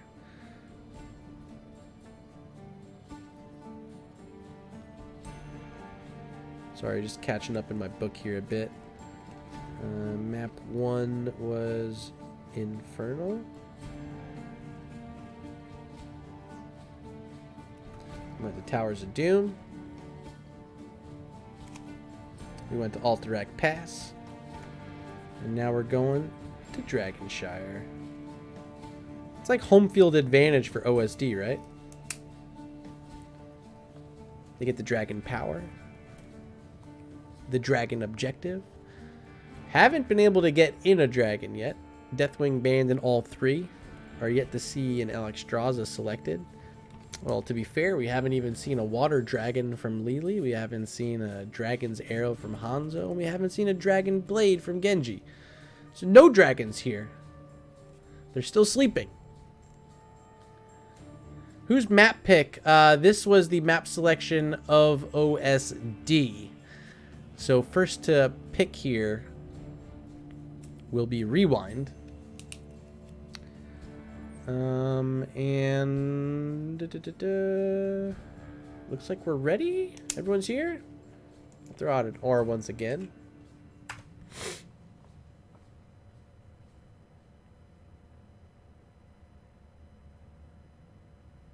Okay. Yeah, looks like we're ready to go. Sweet.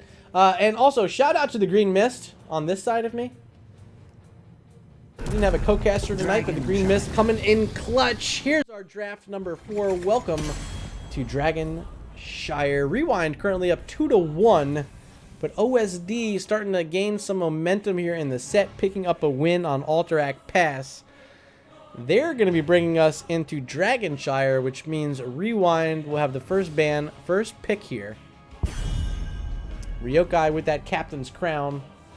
Going to start it off.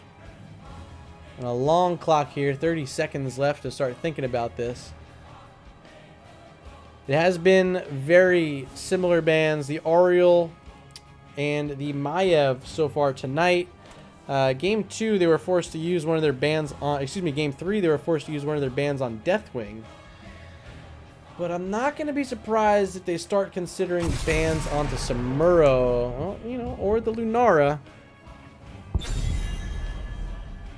Lunara taken away.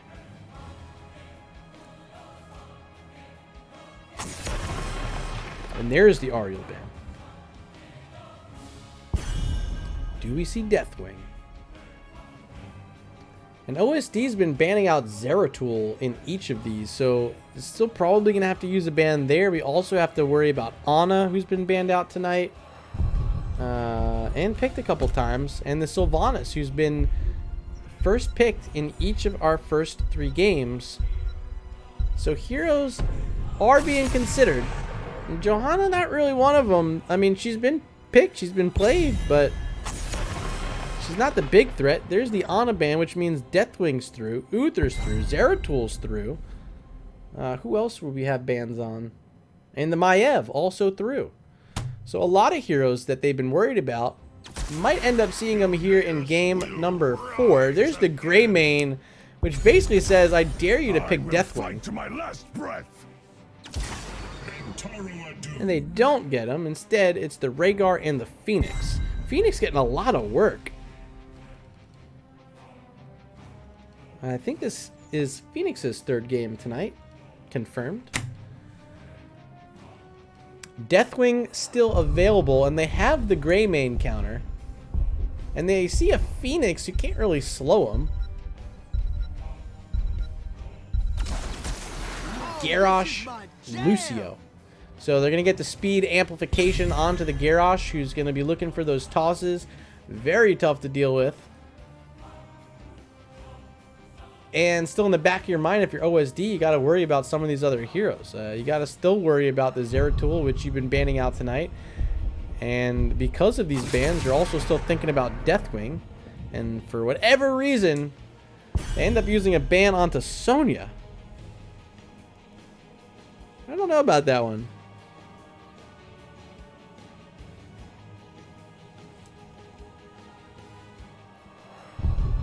I don't know about that one. I don't.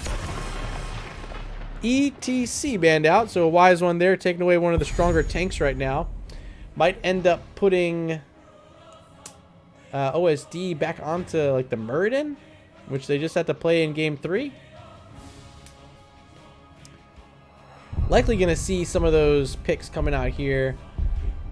Phoenix dropping down some globes. Appreciate that in chat. Shout out there. Ooh, Corgi getting on an Illidan, another one of his patented heroes. The light abandons no man. And there's the Uther. Gonna help with that D-shield onto an Illidan you'd expect. We've been seeing a lot of Divine Storm recently, but when you have a hero like Illidan with you, yeah, you just go the D-shield. Final picks. They banned away the Lunara, so not good damage there, but they could still go into a Gul'dan, which I would love here on Dragonshire. It can help them in the bottom lane matchup, and the poison against Uther can be a lot of trouble. Sylvanas similar. You know, she's got that spread poison damage, but a bit burstier, where sometimes that armor from Uther can come into a bit more effect than the slower damage from the Gul'dan. And they get the Yarel. So Ghost Dunk getting on another hero he likes to play, and we'll take that away from OSD, who don't have really any front line outside of this Uther and, you know, I guess the Illidan. They want backline, baby. It's the hammer. All right, all the picks have been made. Let me know in chat who you're here rooting for. Who's going to win this game number 4? You just saw game 3 go over to OSD. They're starting to get their footing. Can they maintain it here on Dragonshire? Or will RewinD be able to close out the set and get their first professional win? Let me know in chat. Twilight's in chat says spicy. Yeah, a little spicy. The Illidan, the hammer, the main tank Uther. These are things, guys. They definitely are. And yeah, picking the Sylvanas to take it from Treebeard, yeah, it's a thing. But also, you know, Ryokai, if you're not familiar with RewinD, loves playing that Sylvanas himself. They've already picked up 1 win tonight with it, and they're going to try to get a second. But yeah, also smart taking it from Treebeard. But I've seen Treebeard play hammer before. So don't sleep on it, those of you at home. Here we go, though. Game number 4. And on the left-hand side, it's Ryokai playing the Sylvanas again. Chaotic on the Greymane. Fade playing Garrosh. Who do you think on his patented, and I mean it, probably the best Lucio you're going to see in Division S. And Ghost Dunk on the Yarel. They are RewinD. Battle commencing in and over on the right-hand side in red, game 3 winners, we got Trap Queen on Phoenix, Treebeard playing the Sergeant Hammer, Kawhi Rice on the Rhaegar, Elheim on Uther, and Corgi Booty playing the Illidan. I can barely tell what hero that was. These skins are ridiculous. And they're doing the dance. The dance of, like, I can't tell which heroes you're playing. Yeah, you know what you're doing. I already got them all done. This time the caster wins, OSD. Treebeard, you're going to use that siege up and just quickly rotate as already down bottom, Sylvanas working out. I hit the wrong button there. There we go. Another new follower. This one, Twilight's. Thanks for being here. Appreciate that. As also, my good friend Hero Physio into his house. Appreciate you stopping in, man. You know, anytime you want to get back into casting, you just let us know, my man. Opportunities are abound. You think yourself worthy to wield the Treebeard gonna solo work on this siege camp, but Uther nearby, Phoenix and Rhaegar as well gonna make the rotation over, as on the other side it's Lucio and Sylvanas working on the siege camp for RewinD. First to pick it up will be OSD. Now, do they get aggressive? Do they walk across this map? Looks like they won't. Rhaegar is gonna check the try and find a little bit of a bite there. Man, Rhaegar is a biter. Don't bring your kids around Kawhi Rice. Top lane matchup, Yarel versus Illidan. Illidan's gonna win that overtime. Oh man. We flashed away for 2 seconds. It wasn't even 2 seconds. It was like a second and a half. Oh, good toss that time. Without the Lucio, still able to find the speed to get on top of Phoenix, but Warp too powerful. Trap Queen does survive. Up top, let's look at this, because the bottom side channeled over by OSD, and Corgi Booty, I believe, getting the better of this matchup. Yarel having to play a bit more aggressive, has to use mana. Doesn't have ways to evade as easily as Illidan does. Can't really heal yourself the way Illidan does. Ghost Dunk doing alright. I like it, actually. Bottom lane, here we go again. Fade very low. Looked like maybe DC'd or something there for a second, just kind of standing still. And once again, the range advantage from the Sergeant Hammer, providing the spacing needed here in the bottom lane for OSD. Here comes RewinD, though. Ooh, couldn't find the toss that time. I thought maybe Garrosh was going to be able to step in, but doesn't. Up top, still Yarel and Illidan battling it on the point. No one responding up here for either team yet, but is Illidan very low, going to have to concede it over to Ghost Dunk. So now both altars in favor of RewinD, but no one near mid. And Corgi Booty still quick.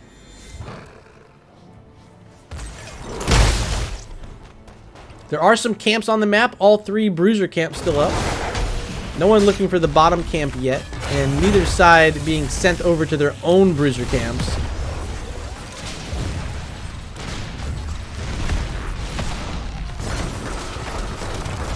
Fade on the point, might be waiting for a bit of a speed boost here. Also, without their gray main, they don't really have any damage, but he was looking for the hammer, still looking for the hammer. Oh my god, the double boot back.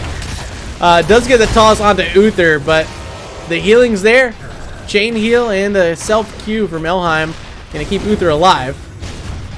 And Hammer now with the hover tactics. Look at that, hover siege mode picked up at level 7. Able to squeeze on in and create the room necessary for Rhaegar to grab this objective. Dragon Knight picked up at the 4-minute mark for OSD, the first one of the game. Still Yrel and Illidan battling up top. Nothing's changed. As down bottom, Sergeant Hammer now able to get more aggressive. Being able to hover just allows you to find position exactly where you need to be in the outer reaches of your range. Good stun that time. Hammer of Justice picking up the kill on Sylvanas. Ryokai is down as Treebeard, Elheim, and Trap Queen continue to push out this bottom lane. Just Lucio in defense and Garrosh having the hearth back to base means this fort likely gonna fall now at 33%. Still trying to finish it off. Phoenix getting a little scared now. Minions about to get away. And they do back on out, but still in the range for Sergeant Hammer. And you can see just how effective it is already. Good boops once again, keeping heroes back. Groundbreaker not even going to connect either from Garrosh. Already down to 20% health, having to get some healing from Lucio. And Treebeard still looking for more. Pops his own Indomitable, trying to walk in, but still unable to get it. Now Hammer having to use the armor provided by that E. Surviving yet again. I didn't see what happened to Yrel, but it looks like she got pushed off of this lane, and Illidan able to run on in with the help of Rhaegar, getting this fort down to 50%. The well's missing, so advantage here in the top lane for OSD is going to definitely help Illidan out, as Yrel not going to be able to heal herself up. And it's level 10s for OSD, picking up a camp as well. They have a huge lead, 2-0. But the 1-level lead and already getting that first objective has them set up for success. Bottom fort on a thread, top fort as well, and mid fort without a wall. So one more objective, and we are looking at 3 forts going down, and potentially a keep wall as well.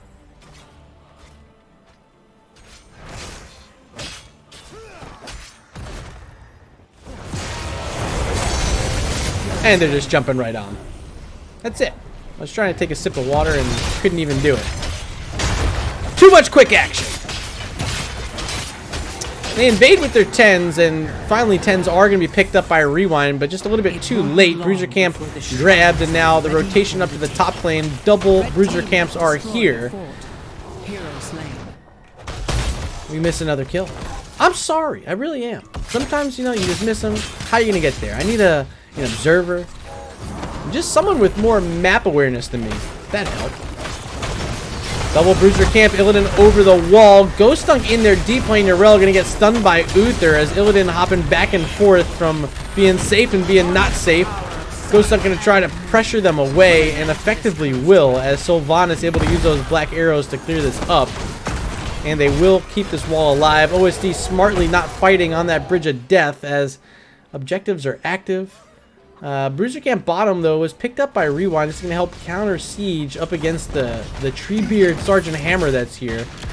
And these knockbacks just keeping Garrosh away. There's nothing Fate can do. Big hunt bottom side, Chaotic. Going to get the help of that sound barriers. Now the taunt coming out onto Phoenix. He's got warp. Trap Queen will be safe. And the disengage from both sides means no one's going to die. Up top, Yrel reconverts it for RewinD. But Rhaegar, not afraid to play aggressive, gonna go ahead and puppy bite straight onto Yrel's ankles. Bottom side, Phoenix is gonna fall. Still looking for more is Garrosh. A little bit of healing from Lucio. Stepping in again, Hammer of Justice to lead it off. Great silence that time. That's exactly what they needed, and maybe the smartest player on RewinD, getting the smartest play here of game number 4. Black arrows available still, and they're gonna push out onto this bottom fort wall. Top side is in possession currently of OSD as Ghostong trying to run away. Still has Ardent Defender if he gets in any more trouble. There it is. And is going to bash run away as well, but Illidan wisely not attacking. Will be safe. Friendly throw from Garrosh, but still in chase is the Illidan, even taunted, being able to get the kill is Rhaegar. Now Fade, the one who's low, getting his own armor and tapping the well. Garrosh trying to survive. Indomitable over the wall is Illidan and Corgate Booty. Rhaegar is going to pay for it. Illidan trying to hunt, gets interrupted. Able to Q over the wall, but still in chase is Lucio. Does he have the boop? Not going to go for it. Both altars in possession of OSD. It is one hero dead on each side of the map.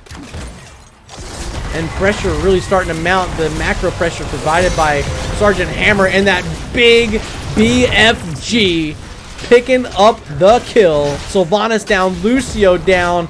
And second objective of the game about to be picked up by OSD. I already said their outer forts were in trouble. Top already fell. Mid without a wall. It's the first target of Uther inside this DK. Some minions helping out as well. And bottom will fall to the hands of Sergeant Hammer. So this will be pressure in 3 lanes. Look at this up top. It's Phoenix and Illidan. Dragon Knight and Rhaegar in mid. And down bottom, it's the car. DK gonna rotate down and help out Sergeant Hammer now, who's approaching this keep wall. But great damage from Raymond. Chaotic just ripping that Dragon Knight down to about 6% health. Ryokai now low, gonna get a few of those siege mines chasing him down. Does the DK have anything to say about it? No. As Rhaegar falls on the top, I miss yet another kill. We are all over the place, baby. Illidan being slowed tremendously. The boop should be here from Lucio. And the Corgi Booty without a hunt. Oh my god. No, no, no. Oh. He was 1 Q away from being over that wall and safe. Trying to stall out for the siege camp, but quickly showing up with the help of Lucio is RewinD. They're going to maintain possession of their own camp. Still down level 16 talents. Going to play aggressive here, knowing Illidan's down for 25 seconds. Here they come. The only one split out is the Arel. Garrosh was looking for something, but a good self-cleanse by the Sergeant Hammer, keeping Treebeard alive. Camp was stolen, but will be quickly killed by Sergeant Hammer. There are bruiser camps available on the map. Does Greymane want to walk that way? I don't know how much value it's going to get. I think the value is just kind of sticking with the team for now. Wailing Arrow back online for Ryokai. That's what really led off the last play and helped set up the big taunt, the big damage. This time, though, they're just going to look at the bruiser camp. I do like this play. Fade going to hold the bush as OSD not really able to collapse in on a target. They want to fight and poke. Fight from a distance and really utilize the range of Sergeant Hammer. Moving on to camps, not exactly the best thing to do. So there goes OSD. They're still playing aggressive, just, you know, in different spots. This time, it'll be the bruiser camp in the top lane. And the camp already pushed out with a catapult. It's going to be onto a keep that's already at 66% health. And RewinD having to use backs. They're going to be late. This keep's already going to be down by the time they get here. Fade's still going to chase though, looking for a toss. Doesn't find it. It was just a minion.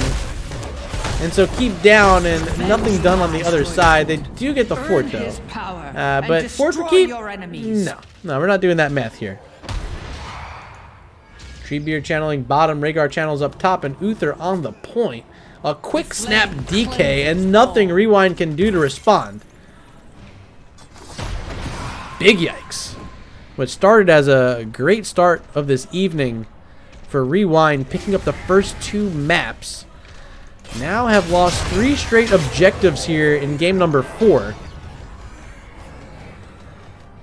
And you gotta believe if they lose this game number 4 that all the momentum is in the court of OSD.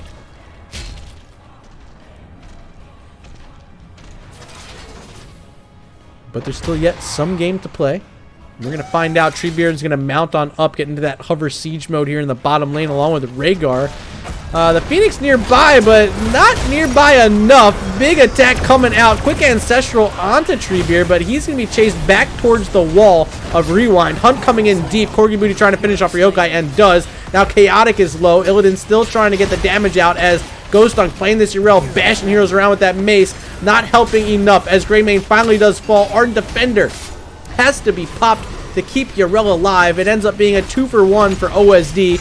They're still inside the DK with Uther, and they're thinking about a keep, baby. Already getting down that top lane keep. They're trying to get their second of the game here in the bottom lane, but the DK has been popped, and the defense is strong by Garrosh and Lucio. But maybe realizing, hey, they don't even have a damage dealer here. It's just a tank and a support, and Yrel was up top.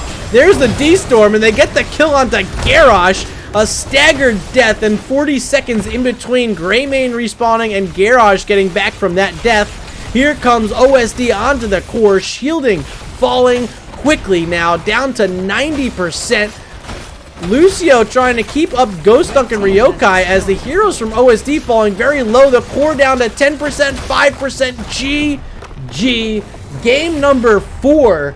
Going over to OSD, and we're about to head into a grand finale here. A game number 5.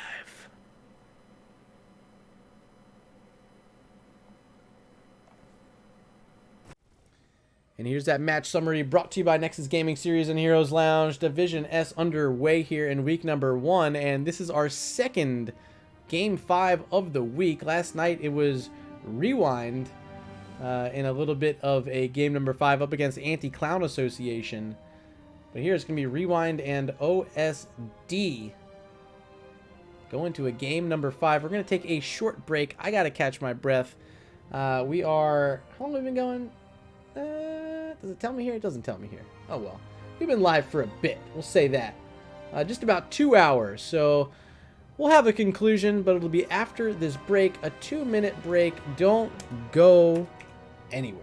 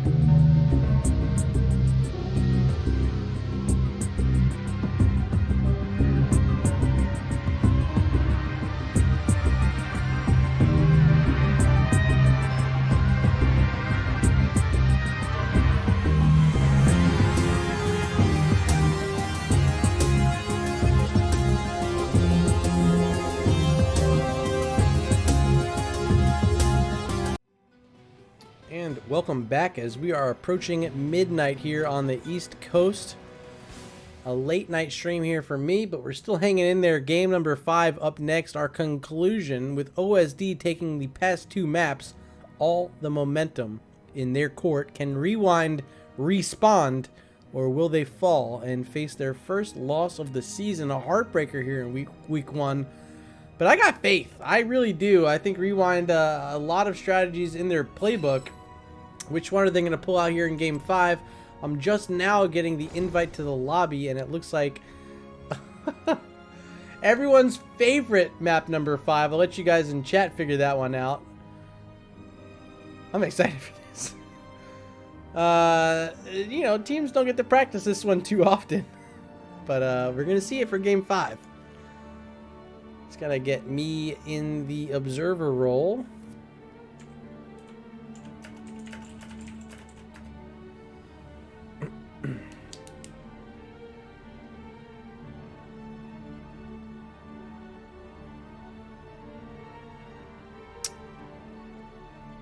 And it looks like we're going to pause for just a sec. They're still getting this lobby sorted, figured out.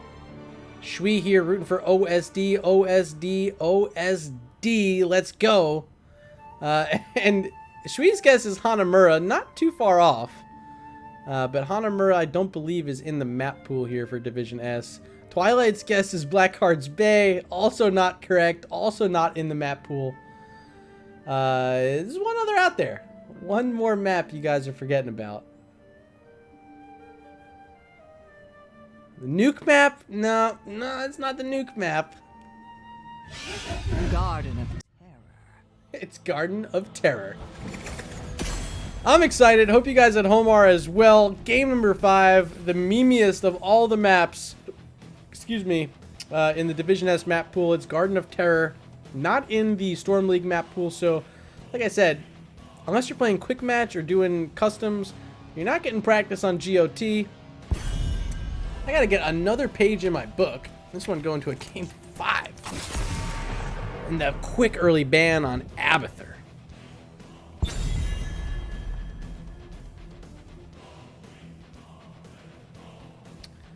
Shui finally getting it. He says plants then. But I'm going to say you probably saw it on stream by the time you typed that. The bans have been coming out in the same direction, Oriole being one of them. The Abathur, we haven't seen him banned out, so already a little different from RewinD, but similar so far from OSD.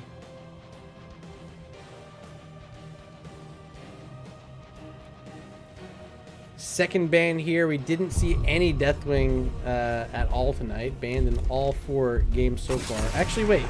No, he wasn't banned or picked in game 4. Okay, so there's still hope yet for a Deathwing. Sylvanas, though?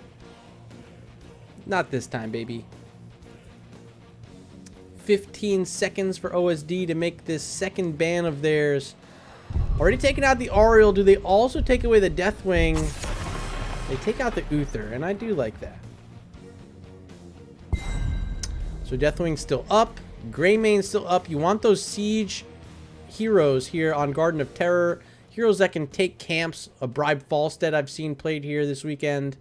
You know, of course the Greymane. There's plenty of other good camp clearers as we have a disconnect. I don't know what happened. I'll flip us back over here to the caster scene. Okay.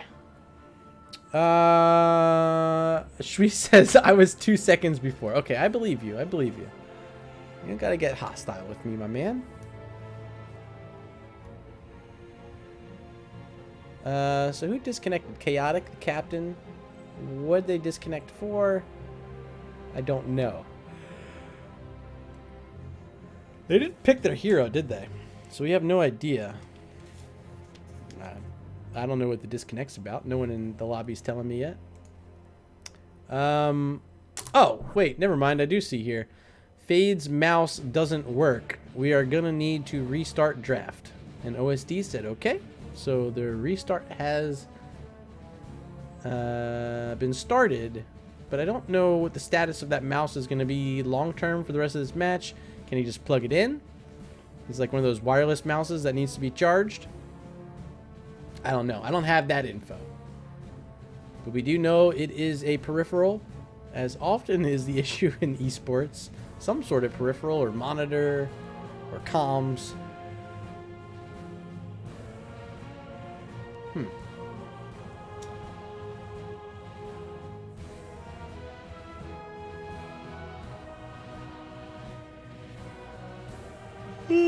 I'm getting tired, guys. It's late. Do you want to say thank you for everyone who did show up tonight? I know it is just week number 1 of Division S. I know your boy Bahamut you're used to seeing him cast. He'll be here. Don't worry. Just not tonight. Not during week 1, but I believe he'll be scheduled during week 2. So tonight you got to see Mark Zombie earlier cast with Slexia, and here you go for the second game of the night here on my channel. We do thank you for being active participants and, you know, patrons of the league in general, supporting us on Reddit, supporting on Twitter when you see our fine volunteers, you know, making those tweets. Every time you guys hit retweet or like, it definitely helps spread the word of Heroes of the Storm, and ultimately I think that's what everyone wants, is just more Heroes of the Storm action. So support me, especially support Mark Zombie earlier for sure. Gravesville, you guys already know and love him, and Bahamut. They'll be doing casting this season, throughout the season, and also you'll probably end up seeing some Arrow of the Storm. If you're not already followed to Arrow, make sure you check him out as well. I think those are the 5 that should be doing most of the casting here during Season 2. Of course, if you're too lazy to follow the action, Heroes Lounge NGS Div S is the name of a new Twitch channel that's been started that's going to try to host over all of the streams. So go ahead and follow them, and if you're ever lost on game day, it's Heroes Lounge NGS Div S is the name of the Twitch channel that you can find all the hosted streams. I should go confirm that they're hosting us right now, because I have no idea. I'm maybe giving you information and it's just not even being used. Heroes Lounge NGS Div S. Are they hosting us? No, well, we're not hosted.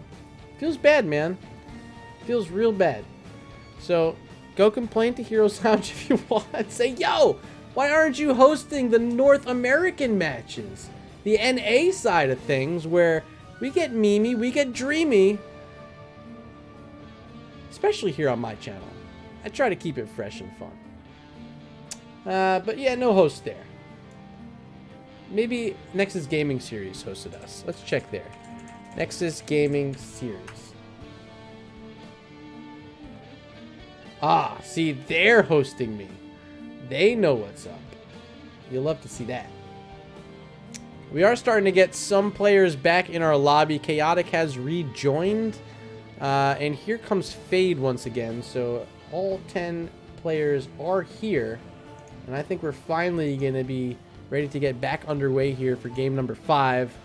We will resume our bans. It was Abathur Sylvanas for RewinD and Ariel and Uther from OSD. Garden of Terror for game number 5. Had to write that in my book as well. Ready? Oh, sorry. They're waiting for my ready. Ready. I just heard a thud. What was that thud? There we go. Garden of Terror. We're back on in. So it should be a quick start to this redraft. First ban will be RewinD, and it should be an Abathur. OSD should be banning an Ariel. Then RewinD should be banning a Sylvanas. And OSD should be banning an Uther. So far, so good.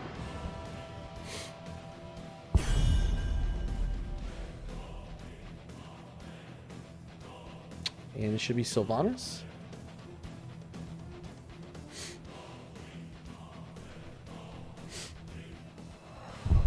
Maybe they forgot who they banned. Whoops. There it is. Okay, Sylvanas. And this final one should be Uther. There it is. And back to where we left off with RewinD about to make their first pick in the draft. And it's the green Deathwing. So we haven't seen Dwing all night, but here finally making an appearance in game number 5, going to be played by Ghost Dunk in that solo lane. Can the Deathwing be the recipe for success for RewinD? Or does OSD have a response up their sleeve? Still that gray main available. Needs to be picked up here, but it's not. Instead, Phoenix and Illidan, which were used in games 3 and 4. It was the Illidan in game 4 helping get the win. Actually, no, sorry. It was game 4 with the Phoenix as well. I thought the Phoenix was game 3. It was game 4.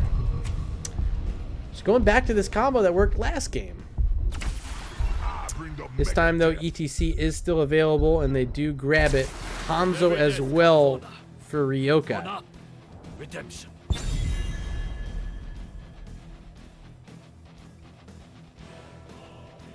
I kind of like the Illidan against Deathwing, and I thought I was going to see this matchup the other day in a different match.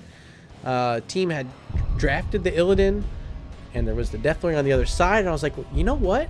Illidan is such a sick matchup into Deathwing because Deathwing's attacks are so slow.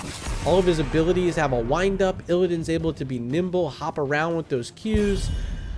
And then, of course, Corgi is going to be able to heal himself, as we see the Lili banned out by OSD. But Corgi Boo is going to be able to heal himself the entire time on this big-bodied Deathwing.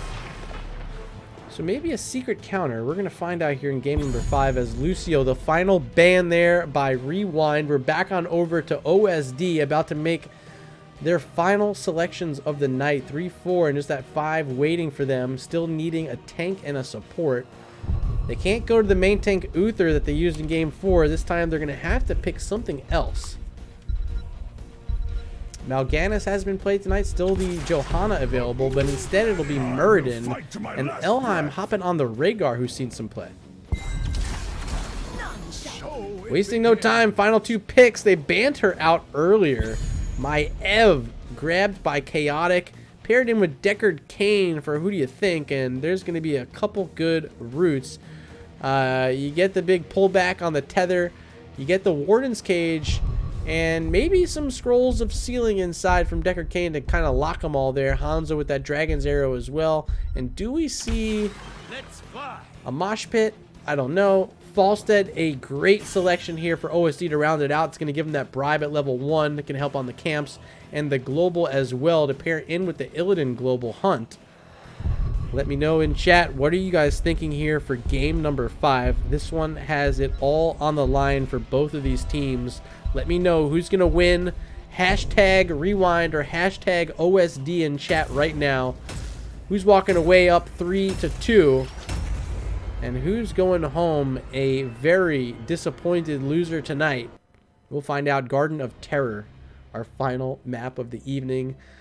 Again, a map I mentioned you really can't practice. Can't play it in Storm League unless you're playing scrims and your opponents are down for it. Good luck. And if you're an NGS team, you're not scrimming here either because it's not in the NGS map pool. It's just here in Div S.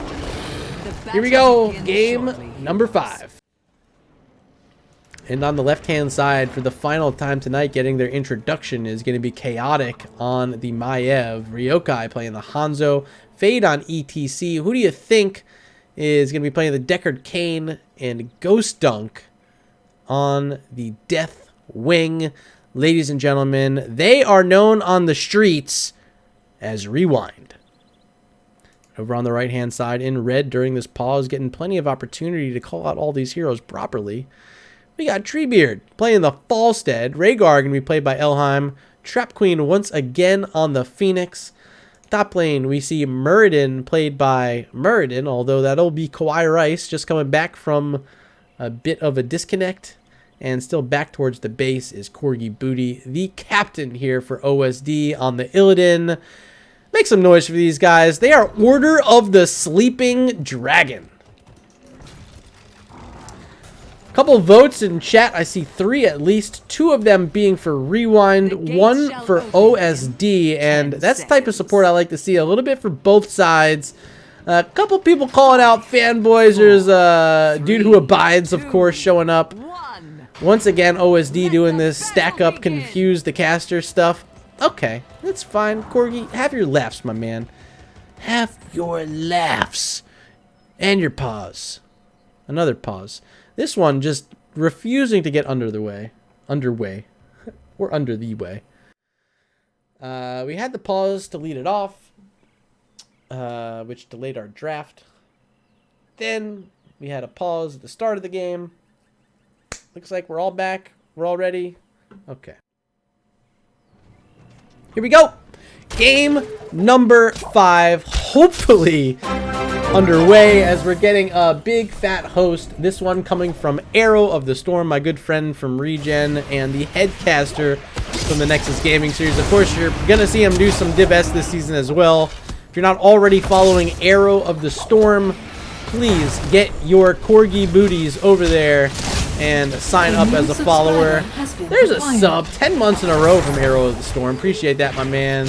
Hope your stream was great, and I'm very happy to have you here late on a Friday night, especially if you're an East Coaster like myself. Now, past the midnight mark, 12:08, we are into game number 5, the final map of the evening, and we are 1 minute in as these camps start to spawn and getting onto them first. Chaotic, along with who do you think?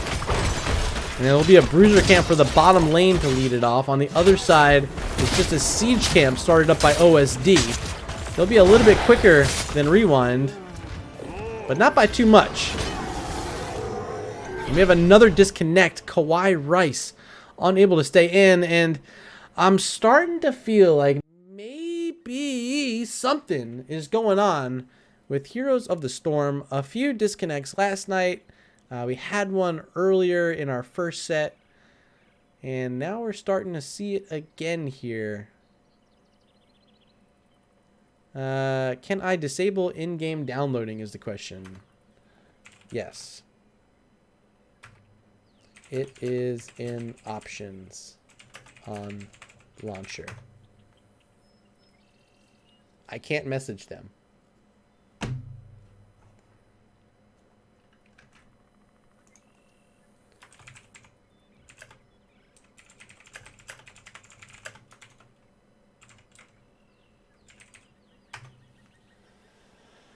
Kelsey, you're calling for a timer. I don't blame you. I haven't been keeping track. I'll leave it up to the captains. Why do I have to be a referee? I got too much on my hands. I got all 44 of you in chat to deal with, plus the 10 players here to deal with.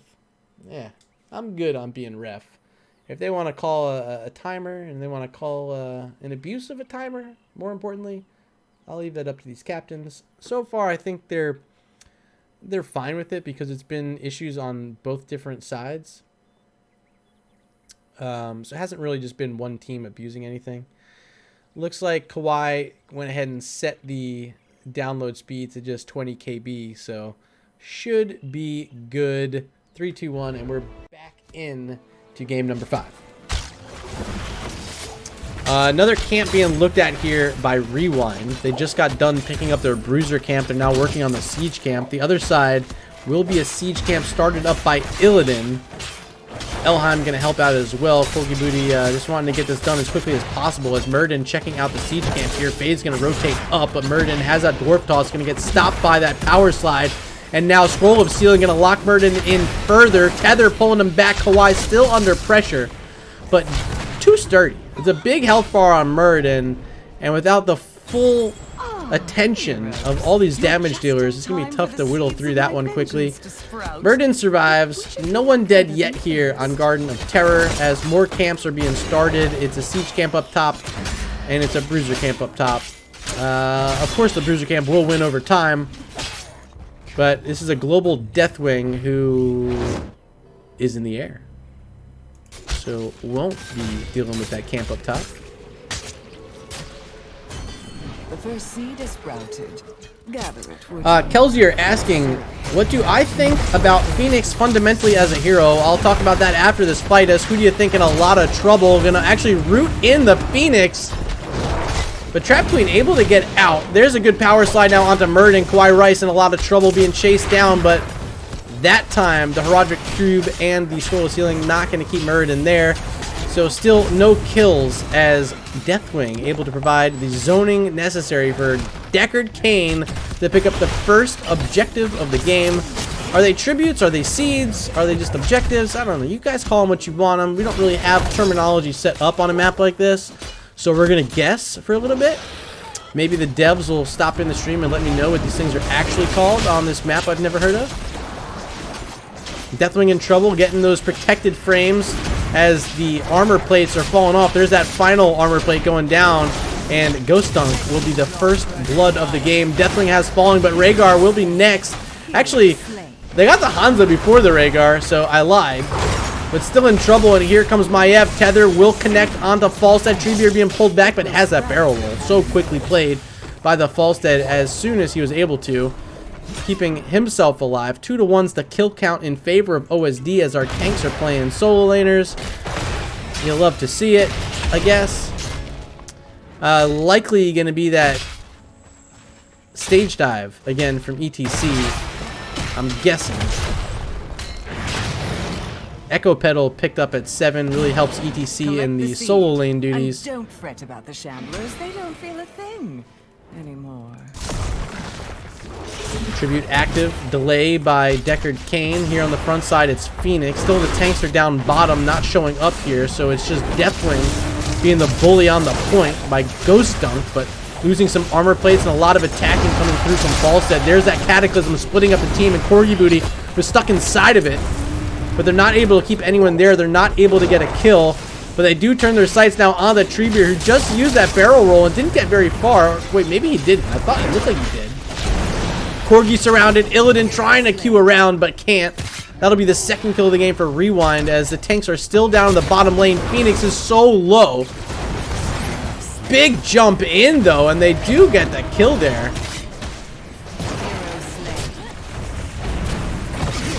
Oh, yikes. This is now looking bad.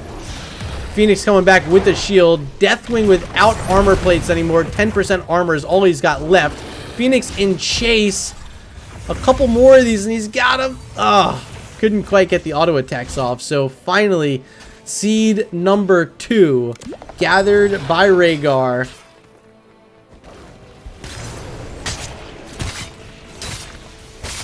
That was their first seed. So I can't even count to 2 apparently. Why did I think OSD got the first one? Apparently they didn't. Okay. I'm just bad at remembering things. 2 camps simultaneously snagged there by OSD. Other side, it's just Maiev, just now getting started on a siege camp, a little bit behind, and they also are behind in XP, no level 10s yet, so here comes Rhaegar and Phoenix trying to invade a camp. They invade the wrong one. If they had gone towards the siege, they would have bullied Maiev off, but instead Chaotic able to pick that up just in time.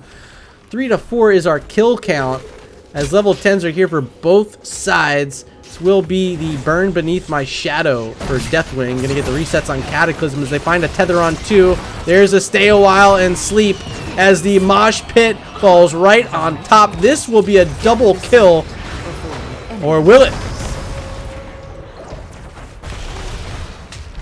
Got the Avatar and the Ancestral to keep Muradin alive. A really good combo of heroes with the Muradin and Rhaegar. It's because that Ancestral will frequently get full value. Deathwing falling from the skies now. Ghost Dunk on his backside. There's the the cleanse coming from Rhaegar onto Kawaii Rice, but Muradin not even needing it. Walking back in, they find the kill onto ETC. There's that Cataclysm to help prevent them from walking in and getting any more of these kills on the backside. Falstead now rejoining with that flight. Without the ETC, RewinD has to be careful here. They do get the kill onto Rhaegar, but they traded out. Hanzo's down. There's the Warden's Cage. Not enough as Maiev falling as well. Deathwing now body blocked by 4 heroes, losing his armor plate so quickly and will fall as well. A triple kill for OSD as Corgi Booty able to survive. They will drop back onto that seed and gather it. It says gather the seed. We now know what they're called, guys. Also, shout out to Arrow of the Storm in chat saying, in the English announcer, they say, gather my seed. Well, guess what, Arrow? I switched back to the English announcer, okay? Okay? Breacher Camp started up here by RewinD. Other side. Same strategy. I do owe you, Kelsier. You asked the question, what do I think about Phoenix fundamentally as a hero? Well, 5 smiley faces for 1. Ready for it. And for 2, you're not taking Planet Cracker. I don't really think you're a hero. Finally, we see the Purification Salvo coming out. Here's Fade. Has that mosh pit. Does he have an avenue? This could be it right here. This is the mosh pit spot. Fade Fade, there you go, finds one, but not good enough. The Gust is there, interrupting the Mosh. Now Kawhi surrounded, getting slowed by the Herodric Cube. Rhaegar is down, so no support available currently for OSD as they're taking some damage. They do get the kill onto Maiev. Here's the hunt on the backside now, and they will finish off Decker Kane, or no? Who do you think's still alive? Lands a root, and Murden goes down. Corgi Booty's still trying to finish off Decker Kane, but can't. Illidan's low, but it's a 3v3 here, and I think Illidan gets the kill. Or does he? Power slide?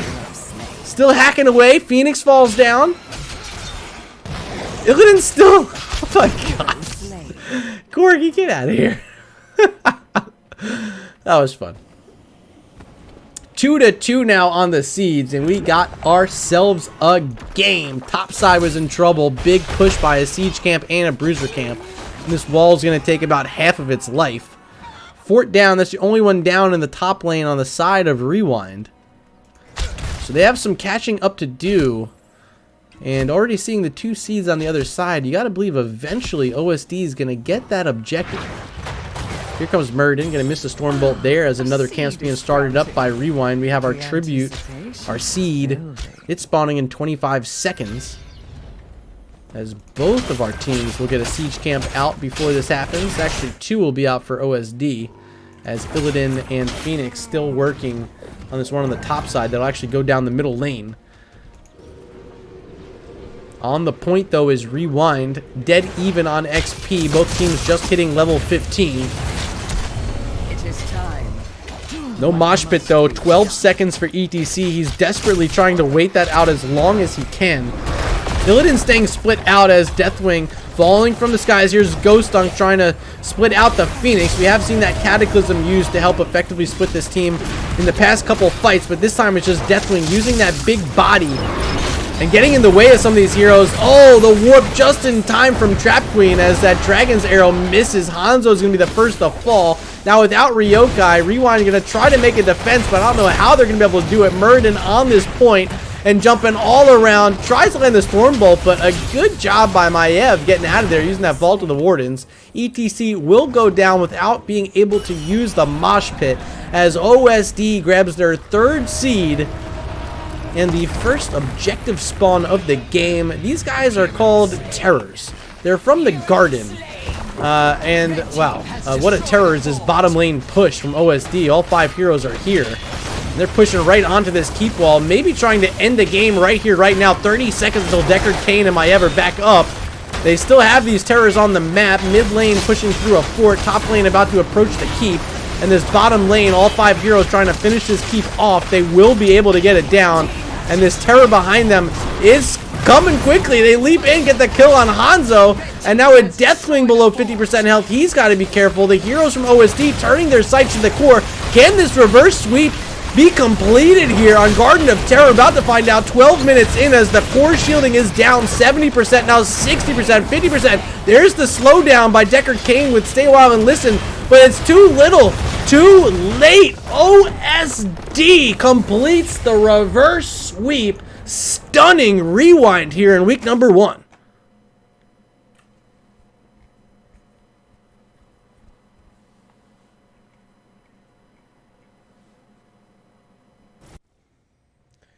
And let's take a look at this final match summary brought to you by Nexus Gaming Series and Heroes Lounge. Holy smokes, what a set we just had. The reverse sweep is complete and OSD will walk away with a win here in week number 1. A little bit of rust they had to shake off after those first 2 maps, but they do get the job done with the help of Illidan in games 4 and 5. What a job by Corgi Booty. I'm hopefully going to try to get in on an interview with some of these guys. Let's see if I can just hop in their server. Maybe I just get all of them. Are they in here? They're not in here. No. So let's just message Corgi Booty and we'll find out where he's at. Let me switch over to the talent screen while I'm doing this. So you guys can be reading things and looking at things. Corgi Booty.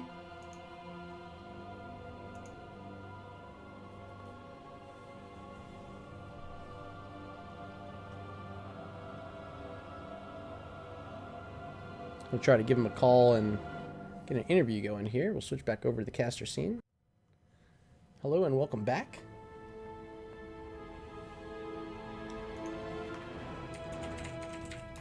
Interview? Question mark?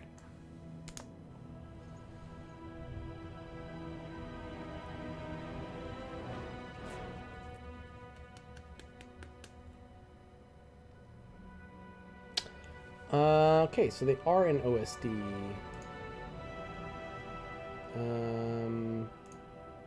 Okay. Hello?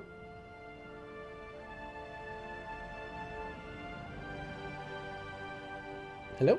Oh, Hello? Oh, I get pulled in the secret channel. Love to see it. Yeah. Yo, so stream, we have the entire squad of OSD here. Who are we missing though? he's super good. Our Okay. sub had to run. Yeah. Okay, I wasn't sure who was subbing tonight, so that confirms it then. Shout out, that was quite the set. So games 1 and 2, and I'm gonna, count it up to being a little bit of rust from you guys. But you come back and get the reverse sweep. Let's quickly just run through games 1 and 2. What went wrong? Someone answer that one. I trolled. I didn't know how to play the game, and our sub is not comfortable on Uther tank. So that's pretty much it. Yeah, how do the we game in 2 years? How do we play this game? Yeah, I know, right? So it was a little bit of how do we play this game, a little bit of figuring out maybe the meta a bit. You guys started off banning out the Deathwing and the Zeratul in games 1 and 2. Zeratul was kind of the focus all night. We didn't end up ever getting to see him, but you guys had a little bit of scouting, it appears, against RewinD. Who's doing the scouting for the team this year, and what's the status there? No scouting. It's just laughs. Nope. No scouting. No scouting. Okay. Just ban good heroes. Just ban good heroes. It's nothing wrong with that. We did see some good heroes, though. We saw Samuro, a hero that, some people really hate. And if you play it as well as Corgi Booty, you probably love it. How are we feeling on Samuro right now in this meta? I don't know. I was just like... This was basically my first time playing him since he got changed, so it's weird. There's definitely a lot of good and bad changes with it. And there's a bug with the cooldown on his swap that's really annoying. But yeah, I saw you mentioning that in chat, so maybe a bit of the curse of Blizzard showing up? a little bit. They'll never... Samuro can't go unbugged.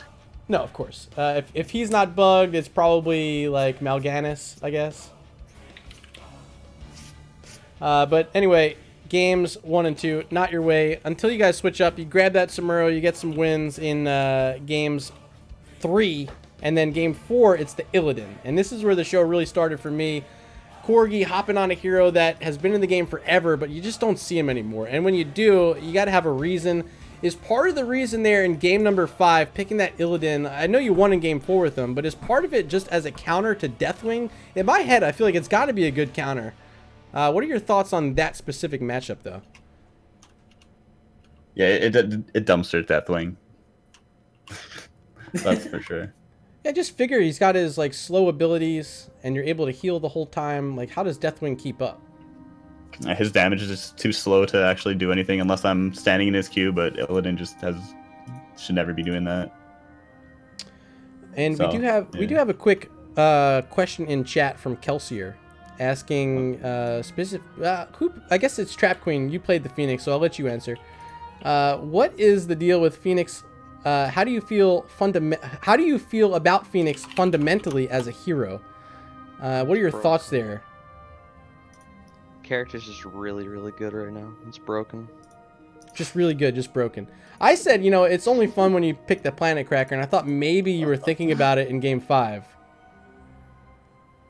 No.